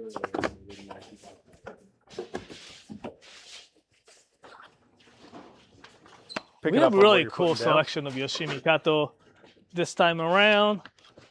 Are there glasses left? Look. Oh. Yoshimi Kato. He is a really talented blacksmith knife maker out of the Echizen Takefu Knife Village. He learned all the skills from the Kato, Hiroshi Kato, the senior. Yoshimi-san married to Hiroshi-san's daughter, so that's why they got a name Kato. But he was very quick learner to become blacksmith too, as well, because I think Yoshimi-san started quite a bit after the Kurosaki-san started, but his skills and he's pretty up there. He's really, really good, right? Like learned really fast to become like really good blacksmith. Now like he's making our Koishi, Masakage Koishi, Kiri, and Yuki, and he makes these super cool. What happens to the Strix? But he uses like a lot of different steels. Like these are SG2, Minamo, Black Damascus, or the his newest creation, Hill, is here. And he always does the carbon steel stainless clad. This one here is the Aogami Super stainless clad with a very beautiful Nishiji finish here. Really nice tall bevel. It's gonna glide them really, really nicely. And the technique that he showed us, I mean, can't get tired. Like I can watch it like whole day, every day. This part when they do the tang and they like deep. Yeah. Deep, This is deep, slow deep, motion, right? deep. That is in slow motion. He is so fast. That is also in slow motion. Right? Just Yeah. wait. I think the next one is regular speed. There you go.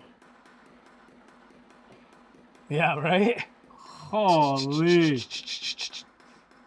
Yeah, the hammer is like that. The spring hammer in that area is much faster.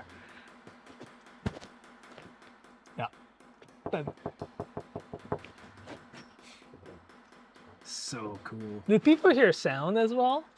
A little bit, yeah. A little bit. Okay. Yeah, I can turn it up a little bit too.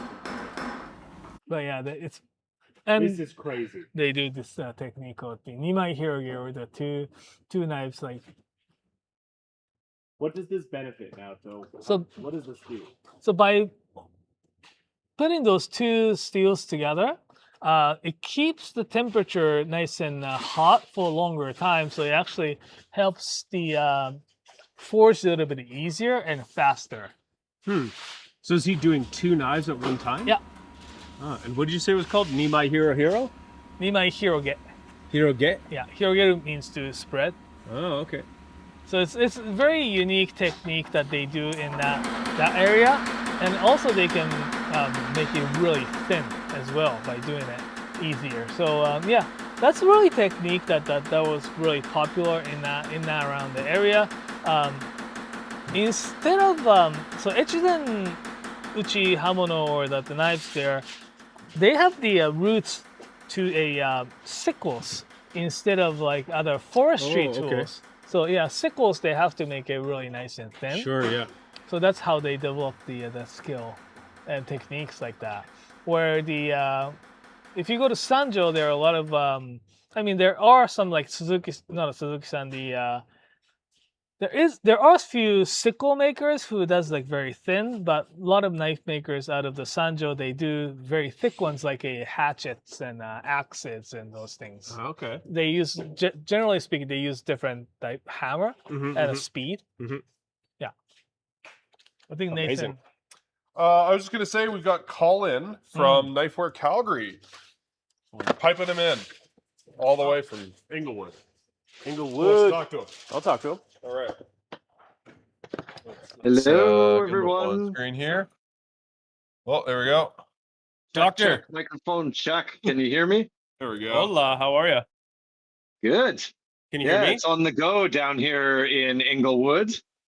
Nice. And so nice to hop on because we got lots of cool stuff that's just gone online. I guess we put everything up at 12 p.m. Mountain Standard Time, or Mountain Daylight Time, I guess we're on. That's what it is. For now, You want whenever. to see some cool stuff or what? Yeah, of course. I haven't been looking at any cool stuff at all today. No? Well, I've been hogging all the cool stuff because I got some things that you may not have seen. Like, Oh, yeah.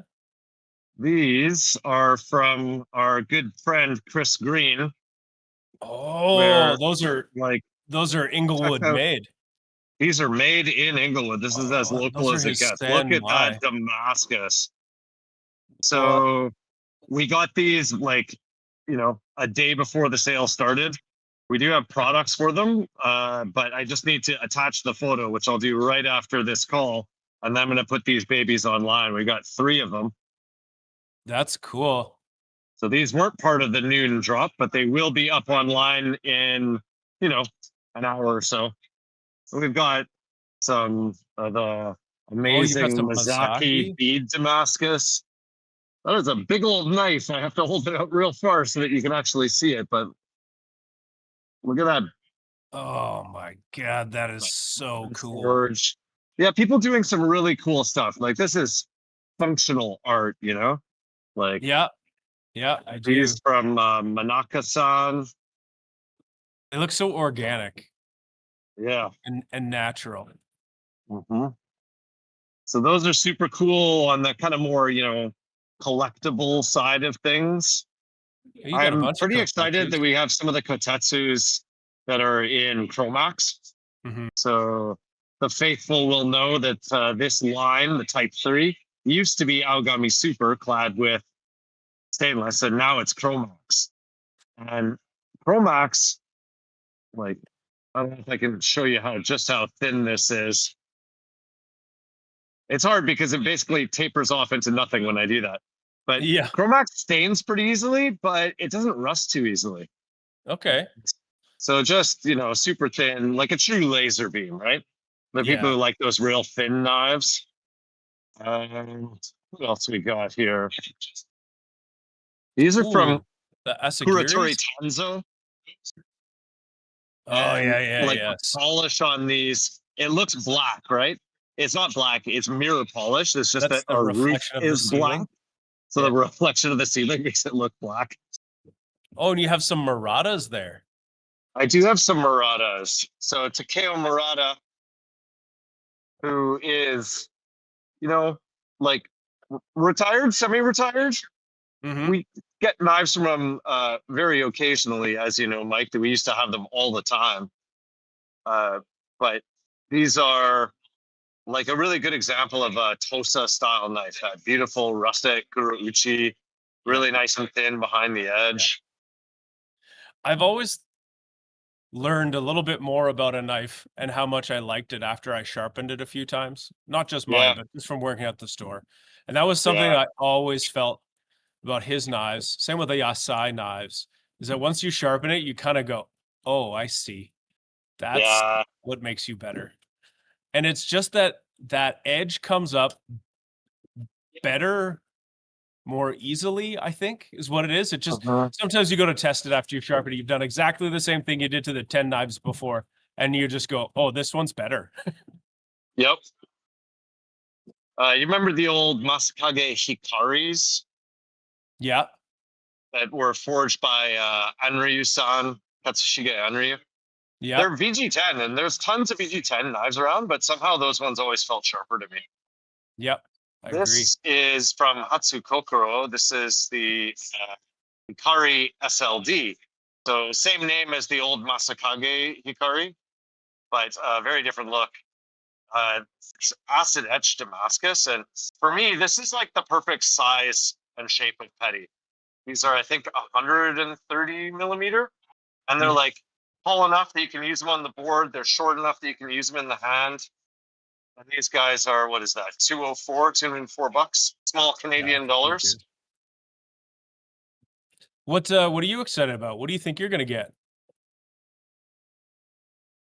I think these are a sleeper. I've been using one of these at home. Like, so I have a sort of a demo of it that we got in.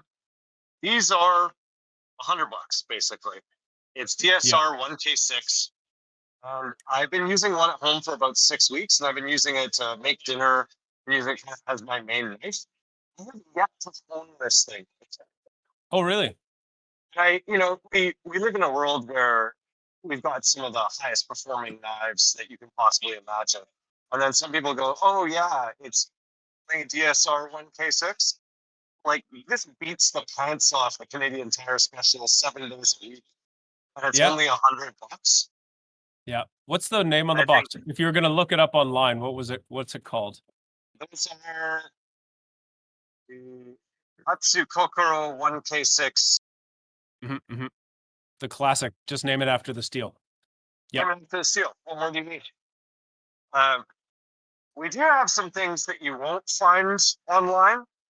So to all of our Calgary friends who are looking at this live stream, these are all refurbished knives. So it's scratch and dent knives, that got damaged in shipping, or things that we took in with our trade up.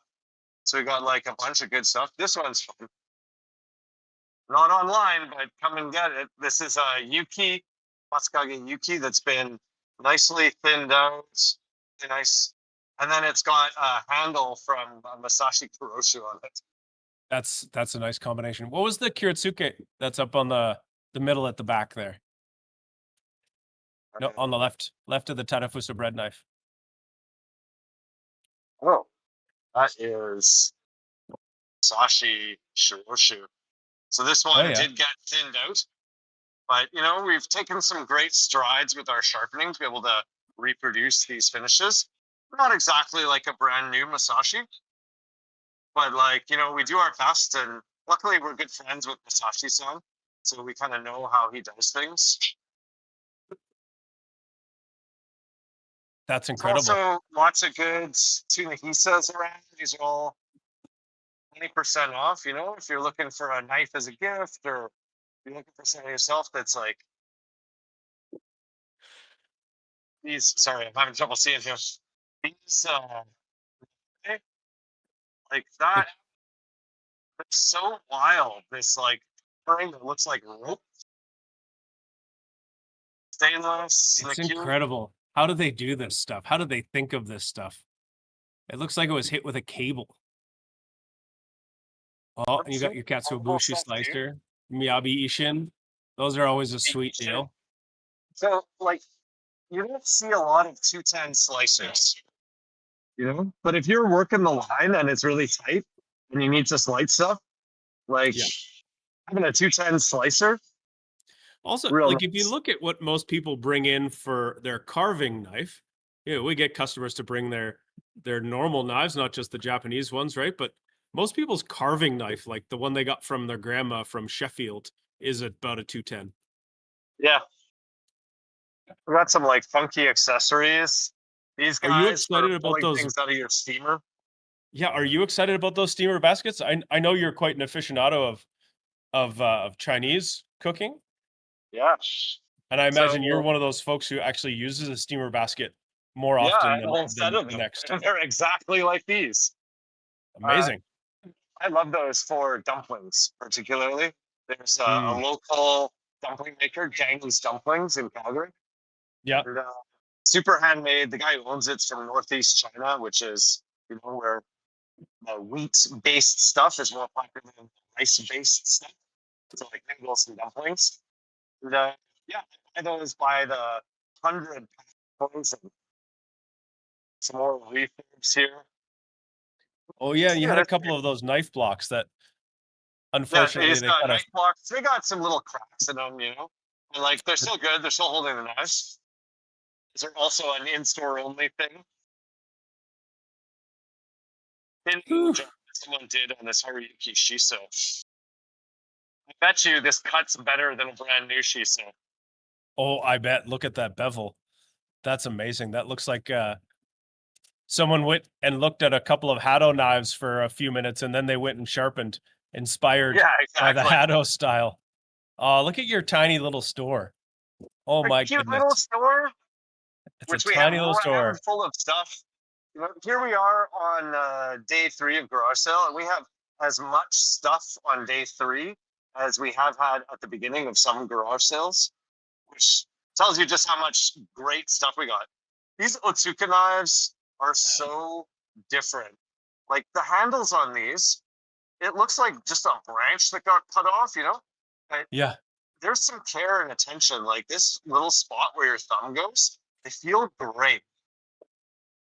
So do you know we got those when they shipped that to us? They shipped us the handles and the blades separately, so we could hold the handles separately and condition them to the wood here or to the environment here. So they've been pre-shrunk, and then we installed the handle on them. Yeah, each handle totally unique, like live edge kind of thing. Perfect for the person who's got everything, because I can tell you, you don't have what this guy calls a table knife. You just don't. No. Like I've had a few people, like our regular customers are always coming by. They got a big set of knives. No one has one of these.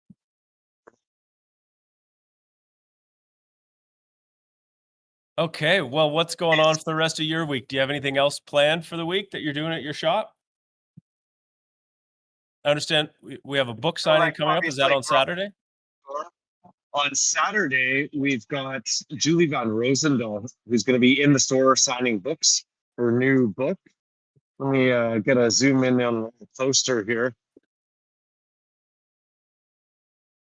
Do you know what we had today? Be here from 1 till 3 p.m. signing books. There's the She's very cool. She's written a number of books. Kathy, the mail girl's mother's cookies. we actually ate some cookies from her cookies. What's the cookies? Cookies I Have Loved. Is that the book? Yeah. We Brenda rocked up this morning with a log of cookie dough that she'd made yesterday, and then sliced them, and then put them in our toaster oven, and spent a little bit of time this morning baking us all fresh cookies. Oh wow. Right? Life is hard, isn't it? When you're surrounded by people who can cook and bake and life is dull if you're not. There you go. dull, Mike. Aw. There's never a dull moment around here, and I think you need to hone up those jokes. Oh wow. Yeah, I really need to sharpen my wit. I really hope you're having a nice day, though. I'm feeling a little stoned, to be honest. Yeah. All right. Well, before we totally tank the stream with our terrible humor. Sorry, everyone. Love you. Well, thanks so much, man. Thanks for showing us around. Sounds like you got a lot of good stuff left on the table. So, yeah. That'll be great. And we do have some more stuff that I think has arrived that hopefully we can get some down to your shop in the next day or two. I think we'll have a restock have that too. all ready to go by Thursday. Yeah. I'll get those Chris Green knives up today on the website. So a little late afternoon drop. And then, like those late arrivals that we're keeping our eye out for on Thursday. Awesome. Well, and I hear that the shop next door to you, Kent of Inglewood, had a little table set up with a couple of folding knives and a couple of axes. They kind of did their own little mini garage sale. So if you do make it down to the Knifewear shop, pop over to the Kent of Inglewood shop too. You should anyway. You're already there. Rude not to. Yeah. So go say hi to those folks and see what they got. Absolutely. Yeah, right next door. Great. Well, thanks for joining us here, Colin. We'll let you get back to it. Always a pleasure. Talk to you later. Never a chore. Ciao. Well, that was nice. It was nice, eh? He's such a nice guy. Yeah. He really loves knives, that guy. Yeah. It was really nice that, we could showcase the things that came back in stock, like the Otsuka knife that it was like, because we don't have them here. That's right. Yeah. But that was a surprise to see that they still had some. Yeah. I think that we just restocked them an hour ago. Already like 3 hours ago. Yeah. It's already he like might get 3 back to o'clock. his computer and realize that he needs to go and pick those orders now. So But it's good that for those people looking at those knives to purchase, it's great. Why are you yelling quietly? How are we doing? What else is going on? We gonna tune in with Vancouver still, or? Yeah, David was gonna join us in a little bit here. I was gonna maybe bump him up a little bit so we can talk about it soon. Is there anything else we want to cut with? Oh yeah, I actually want to try this. We had a Fukamitsu from last one and wanted to try cutting with it, and I think it's good opportunity. Yeah, let's Is that what it is? Yeah. Amazing, because I was Luke and I were talking about this knife on the live. Oh yeah. And I was just looking at that thinking that'd be fun to cut with. Yeah, exactly. It's it's very unique. The Fukamitsu is this knife maker down at the very edge of the Kagoshima prefecture. Last time Jacob and I went to visit him. It's it was cool. And they have this knife called the Satsuma no Kami. It's like a Higo no Kami, but the Satsuma. Okay. Satsuma is the old name for the Kagoshima prefecture. Okay. They are in That's the furthest south, right? Yeah, further south. Okay. Of the Kyushu Island, and we went to see. Oh, it's pretty nice.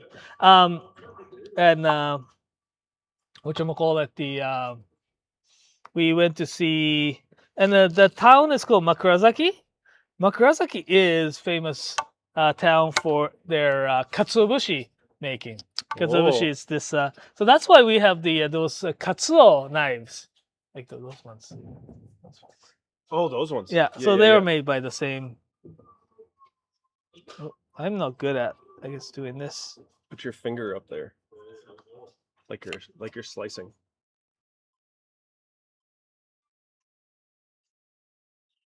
Don't cut your fingertip off. No, I won't. Mai will be upset with you. Well, I've done a few times, so that's fine. Pretty sharp, actually. Is it biting into the board? Yeah. It's got a really nice bite to the food here. And it's a ginsan, right? It's this stainless steel.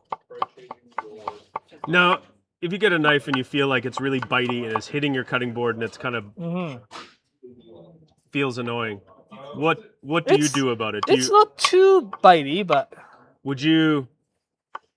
Here, let's move the stuff that you're out of the camera lens. Yeah. Oh, there you go. Would you sharpen it differently so it didn't bite into the cutting board? Jacob. General? Yes. Something came up and your voice has been disconnected. Oh, just click OK or whatever. Join voice. Join voice? The stream has ended. Yeah. No, the stream hasn't ended.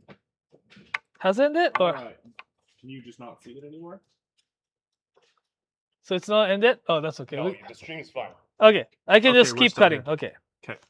This one actually really like. Try this. It's actually really nice and bitey. It's really nice. Nathan's messing with stuff over there. Oh yeah, It's that's actually really really that's really nice. amazing. Like it's Yeah. really biting into Yeah, the it's- skin of the pepper super Yeah, it's nicely. actually really nice. I wanted to try this. I feel like this tip, not really doing what I want it to. The tip is very unique, right? I think there's just sometimes you want to get the knife something like this and represents the I guess regional factor to it, right? The Satsuma no Kami is very regional name, like the very Satsuma again. It's the old name for the Kagoshima prefecture, and That tip's amazing. yeah, Like look how Satsuma is thin you yeah, can right? slice stuff with that. Back in the Edo period, before the modernization. Hello. Before the modernization of Japan, Japan was kind of like there was the shogunate and those like warlords doing all those things, right? But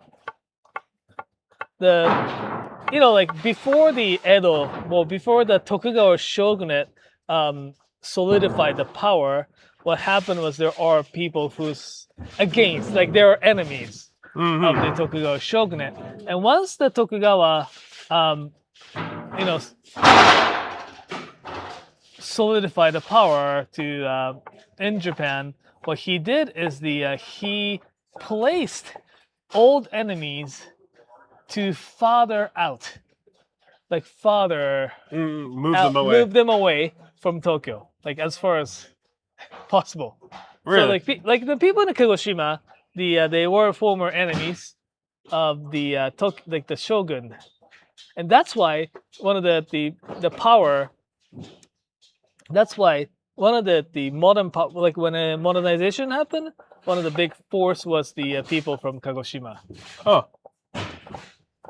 Did he move the whole group of people? Yeah, it's Or like just like just like the leader and all his people would follow them? yeah, leader and all other people like. But yeah, when the major restoration, so major restoration was basically happened. Oh, that's nice. I don't know if people can see this because yeah. So major restoration was led by the people in those like areas in rural, like not rural, but like Kagoshima, people from Kagoshima, Yamaguchi prefecture, as well as the Tosa. Actually, Tosa did have a little bit of influence. But if you look at the one of the first prime ministers are from Kagoshima. Oh, really? And yeah. Okay, I'm gonna be honest with you. I really like this. Right? It's actually really. I was able to get thinner slices off of this than anything I've used in a very long time. Yeah, the edge is really keen. It's really nice.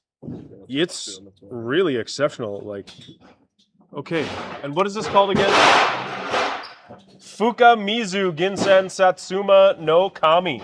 Yeah, and it's got a really nice bitey edge to it, but it doesn't bite into the cutting board as much as I thought it would. Because like again, pepper, right? It's like it bites. Oh yeah, and pepper is like one of those things that. Yeah. Have you tried this? No, I haven't. Yeah, you don't like it. Oh yeah. Oh yeah. Yeah. Right? Yeah. Yeah. It's pretty amazing. Nice. If you're wondering where all the crashing is in the background, that's our orders being picked up. That's your orders. That's your orders being picked up. This is a sweet little knife. It's actually really good. Yeah, I wish I had this when I worked on the garde manger station. Yeah. Because then when that gets shoved up against the fridge, it won't, like, the tip won't But even snap just off. like when I was slicing kind of the cucumber like this with that tip, it was amazing how fine you could get stuff. Right? Oh, Yeah. yeah. So I don't cut that way often, but that is awfully good at it. But when I do. When I do. Yeah. Very nice. I like to use Fukamizu. And it's like it's little. The bevel's like little. But it's not as like thick, right? It pushes a little bit, like that. But Jacob's telling you to hurry up. Oh. Okay, we got David from Vancouver who wants to talk. Alrighty. Well, you want to chat with David? No, you guys are better. Oh, okay. Doing that interview thing. David says ask lots of questions.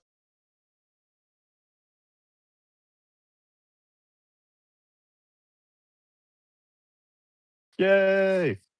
You have good headphones, not the cheap ones. No. I spent money on them for sure. Oh, here we go. Reverse. Oh, look at that.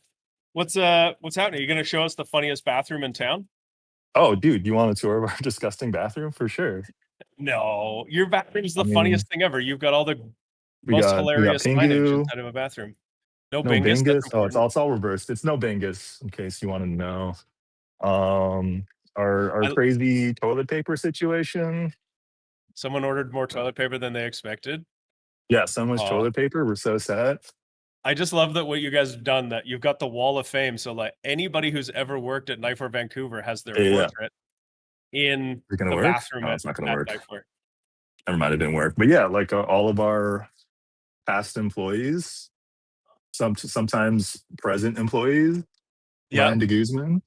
The new weird, old Ryan, stuff. the Ryan who The worked new here old and then Ryan. went away, and then he came back. So he was old, and it's new. With a vengeance. Okay, enough bathroom stuff. Enough bathrooms. No more potty talk. What you want to know? What you want to see? Just want to take a look at all our sweet knives? I want to know what you got left, because we want to show people what has gone back online. Yeah. I want to fair know enough. what you've got that's really sweet, because there might be someone from Vancouver who's watching. So what are they going to see when they come to the shop? What kind of refurbs have you got left? And I want to know what you like. What are you jazzed about? Okay, cool. Yeah, no, absolutely. I mean, we still got like hella nice Niagara scripts going on. Nice. Make it look all glinty. Amazing. The Nakiri's super cool. I'm really stoked on that. Kind of surprised it's still here, to be honest. That shape of that Nakiri, where it's wider or taller at the tip and at the heel. Yeah. Kind of like a little bit of a Kingata or not a Kingata, I think Hakata that's style. it. Yeah, Hakata. Yeah, that's right. We still got a few of these guys left. These funky monkeys with the fun cherry handles. What you'd use them for, I honestly don't know, but they're super cool. I think they'd be cool for like butchery and stuff, honestly. Yeah, that swoopy kind of motion that you would use if you're taking the skin off of something. Yeah, a little bit of that going on. Maybe out on the fishing boat. Yeah, exactly. Big old Shinkiro from Hatsukokoro. Those Shinkiros are so nice. Crazy. I've been eyeing those Shinkiros for a while. Yeah, it's one of those knives where I'm like, I'll be stoked if somebody buys it, because then I don't have to buy it. Yeah, exactly. God knows I can't afford it. It's like super sweet, like gigantic, also SG2 number. Oh yeah. From Yuthen. Super cool, really good price. Like $6.99 for a giant ass like SG2. Oh man! That's the kind of knife that like if you work at a convention center and you cut, or if you work somewhere like a place that does breakfast and you have to prep like 50 or 100 pounds of potato in a day, that That's the giant one. SG2, yeah, it's Huge. your friend. That's your Gigantic. friend. The Kevin Spash. We still got Kobayashi's in stock, which is crazy to me. Like Oh, a yeah? nice like 240, Oh. super crazy thin, under $500. I'm not gonna lie, when I first started working here, I was like, oh man, these Kobayashis are nice, but they're kind of expensive. And now it's all kind of evened out and they're like super affordable, I think. Yeah, yeah, absolutely. And then one of my favorites for sure, this garage sale is like this new one from Yoshimi Kato. I think, well, it's new for me. I haven't seen like the pattern on it before. But like the cladding is doing like a really cool thing because of the tsuchime they put on it. Yeah, that's like Nice the handle. octagonal.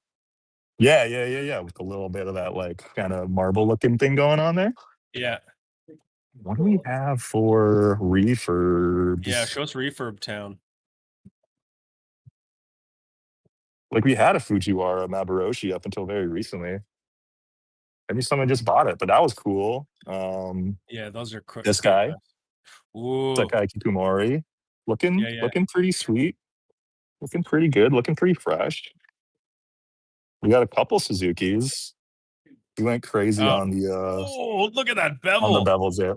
Oh, that would be so fast when you cut with that. It will just like dude, drop right? through food. Amazing. Oh, nice. Amazing. So shiny. You could see your teeth through them for something like that. Did you sharpen any of those? I honestly didn't. I'm at the point I guess where like I don't need to practice as much anymore. But yeah, I was supervising. I was advising here and there. Supervisor role. That's always the goal at some point. Right?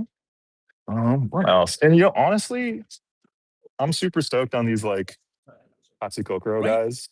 The kind of like just cheap and cheerful. I feel like the handles are in a raw enough state where you could kind of like customize them a little bit. Okay. Kind of carve them up, stain them or something like that. That'd you be know, sweet. for a Actually, good DIY idea. project potentially. Well, yeah, Colin was saying that he's been using one of those at home for, he said about 6 weeks now as his daily driver. Yeah, and he said he's been really enjoying using it for what it is. He said it's cool. It's been very good and he hasn't had to hone it once yet. Yeah, that makes sense. Like the grinding on it is like well, and it's like mono steel. It's a mono steel, but it has tsuchime pattern. Like they've hammered the tsuchime into the mono steel, which you never really see that, right? Not really, hey? Yeah, that's actually a really good point. Huh. Well, I like them. Oh, it's good. Ask the David test. Yeah. And then probably my favorite knife right now is it's like Ginsan number with like the olive wood handle. I think it's olive. It's like a sweet deal. 221. Amazing. We only got a couple 210s left if anybody's looking. It is. Yeah. Super nice to sharpen. Can you you want to spin your camera around so we can just give us a big view of the old Vancouver shop? I'm going to. I don't know if the front camera's working. Maybe not. Okay, cool. We'll just like do it reverse. It's fine. Vancouver shop. Oh, your refurbished sharpening station. Yes. Oh, look at that. Reagan. Crew. What up? Couple knives left for the garage sale. Look at that. Still Yeah, lots you of got cool all the tables pots. all covered. Accessories. Still got all like the nice stuff down this way. A lot of cool stuff still. Oh, let me. There we go. Nice. Yeah, I picked up the Koinu. I picked up the Koinu pan or the pot pan. Oh, sick. Yeah. What do you do? Did you already do something with it? No, I haven't yet. I don't know. I think I might make something like I don't know, like a little ratatouille or something, like something where I'm going to saute a bunch of the vegetables and then add some sauce and kind of cook it down. Yeah, right on. You know, something really like good. that. Yeah. A caponata. Cool. I'm stoked on these. They're so heavy duty. So they're like 3 mil bottoms, and they're not laminated, right? They're solid. It's a single piece of steel. Yeah, and they made the sides thinner and the bottom real heavy. Totally. Amazing. And Naoto said something that they did something in the bottom of the pan so that it won't kind of warp and turn that. You know when you have a pan that gets warped a little bit and you put it on a glass stovetop and it spins around? Kind of wiggly wobbly, yeah. So he said that they kind of made them so they go up a little bit in the center. Oh. So that if that does happen, it will be just flat. And so you won't run into that problem of the spinning top of a frying pan, which is pretty obnoxious. Yeah. Yeah, right? I mean that part is, but them doing that is super cool. And the best part is the little dog. No, it's got a little puppy on the on bottom. It. That rules. That's the Koinu. best. It means ko-inu, small dog. Tiny little dog, little puppy guy. Right? Yeah. Oh. Cool, man. Well, is there anything else that you want to show off in there? I mean, anything fun and cool? We had 2 Monakas, but now we only have the 1 Monaka. So I guess somebody bought it today. So that's cool. Anybody wants a Monaka Tsujihiki? That is like super amazing and crazy Damascus. So thin. Hey, grab one of those. Yeah, I think that's all I wanted to show you. That's cool. That's we'll cool. Say hi to the team there and say thanks. One more shout out. We're selling cedar hot sauce. Super good. Oh, Indigenous owned, like crazy flavors. Saskatoon Reaper, Huckleberry Ghost Chili. Super hot, super tasty. So, if you could do your own little hot ones thing with it if you want. Is it hot? Like I like hot sauce. Like is it like needles on your tongue hot? Yeah, some of them are like that. That Reaper one is crazy. Sure, they're serious. Like it's not just like a flavorful hot sauce. It's also a hot sauce for sure. Okay. Anyways, stoked to see that, and I'm gonna have to come and get some of those from you. Good idea. Love that. Come visit. We miss you. Thank you so much for giving us a quick tour of the shop. Have a great rest of your week. See ya. You too. Have a good garage sale. Bye. Are we out? And we're out. There we go. All right. Well, I think that kind of takes us to the end of the stream, guys. Yeah. That was really fun to see inside all the shops. We finally figured out how to do it. Knifewear inside the shops. The tech, yeah. With Mike and Nathan. No? We could do that. We could do like investigative reporting at each store. Yeah. We went to the store and we found several knives. Sorry. We hear you've been cleaning the patina off every knife that comes in for sharpening. Now we're calling people out. All right. Thanks everybody for tuning in today. That was a lot of fun. Congrats to everyone that managed to score a knife. There's a lot of those Hatsukokoro Ryuhyos left. The black and some of the blue and the copper ones, I think. Okay. Somebody was asking about the black on in chat there. We don't have any to show off here, but they're gorgeous. The photos are really good. Our photographer Nick joined our team a couple months ago, almost 3 months ago now, and he's killing it. He's like, so good. His work is beautiful. So what you see is pretty much what you get when it comes to his photography. Yeah, that was a lot of fun. Nacho, do you want to come say bye-bye? We're all done. We'll be back on Thursday. What time are we going to show up on Thursday? We'll be here around 2 2 p.m. Mountain Daylight Time. And we confirmed have some late arrivals showing up. So we've got... We did a hint out. So, yep. Amazing. Oh, you guys did a hint. Yeah, Exciting. we did a hint. Yeah. That's at least the ones that we actually know should be arriving. There's some that might arrive on time, and there's some that are definitely arriving on time.